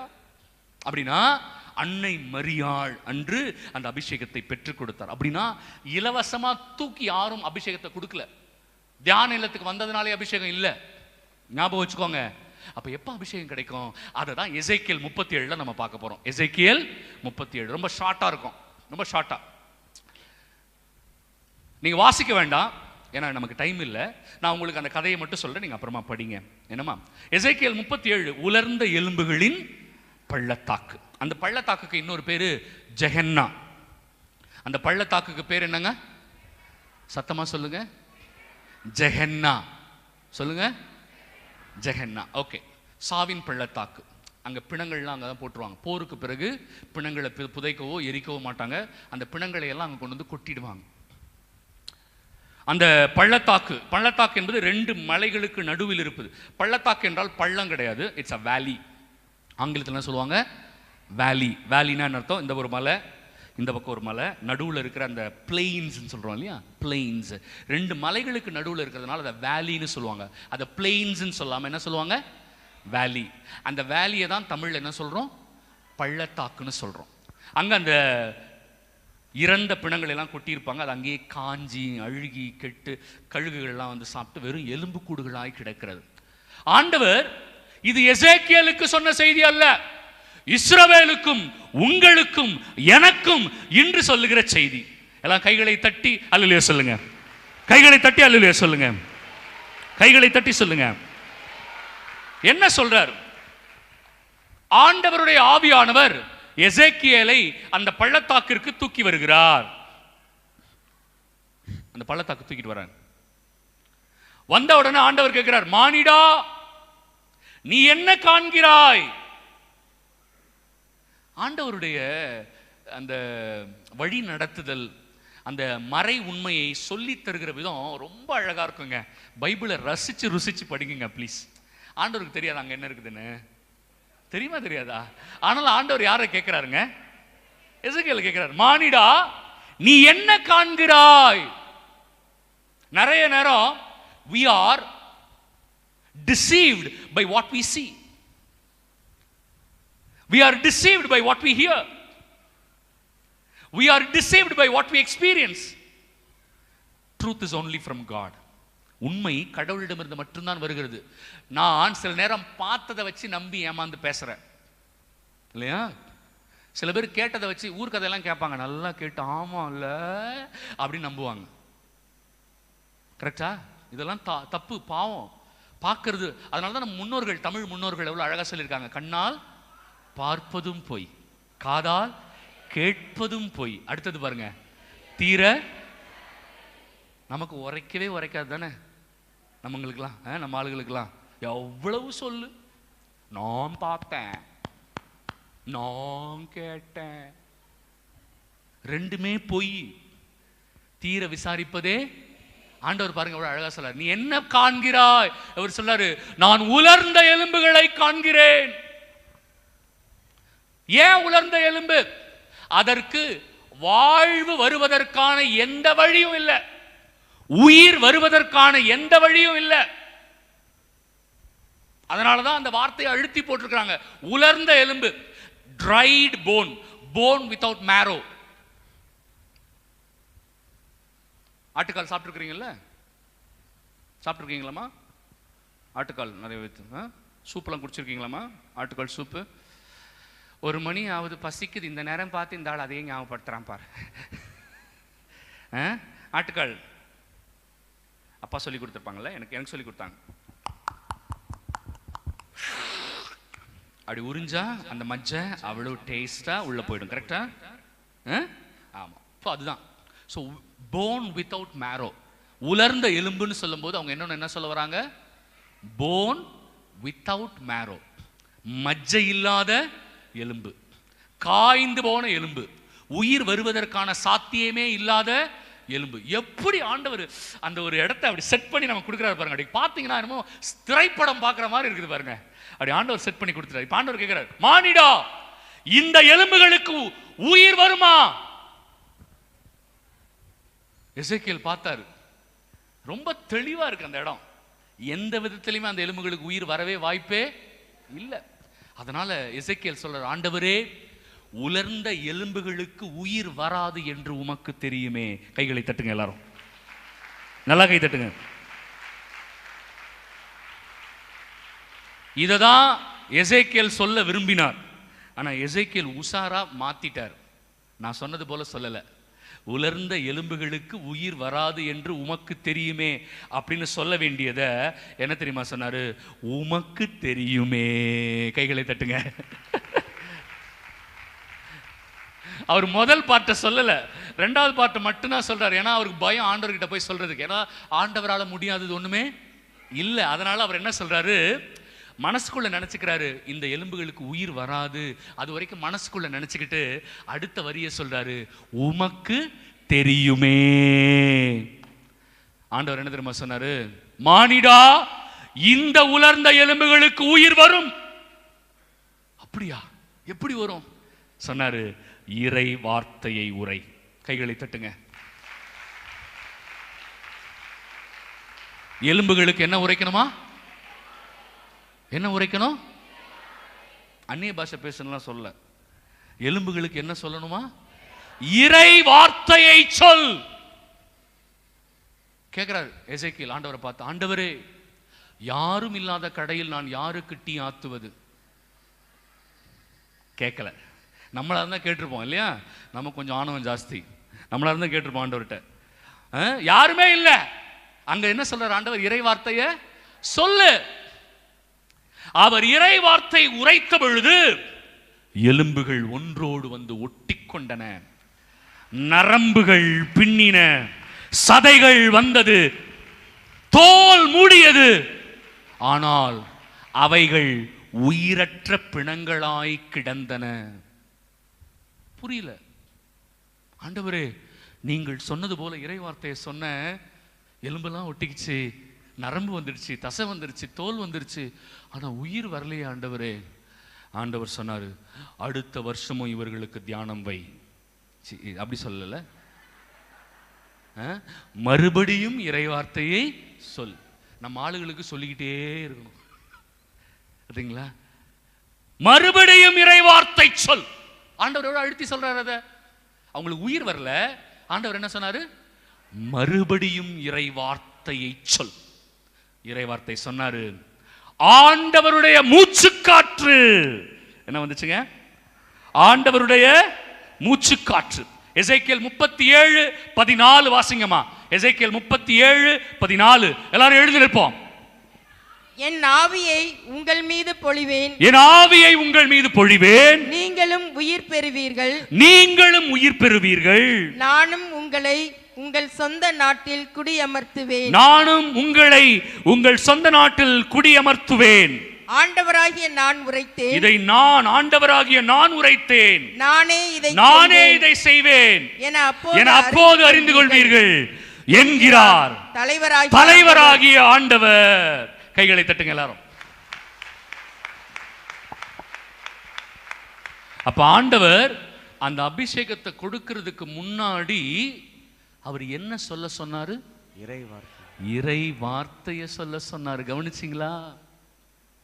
ஏன்னா நான் ஏற்கனவே சொன்ன இறை வார்த்தையிலிருந்து தான் பரிசுத்த ஆவி வரும்.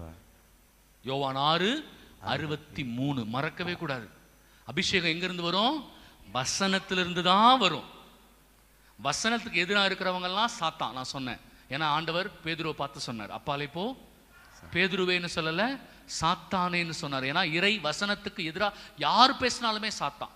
அதனாலதான் கொடைகளை பற்றி யாராவது தவறாக போதித்தால் அவங்க இறை வசனத்துக்கு எதிராக போதிக்கிறார்கள் சொன்னேன் இல்லைங்களா? ஏன்னா நான் சாத்தானை பற்றி நான் பேசுவேன். ஏன்னா அந்த சகோதரர் சாத்தானை பற்றியும் கேட்டிருந்தாரு.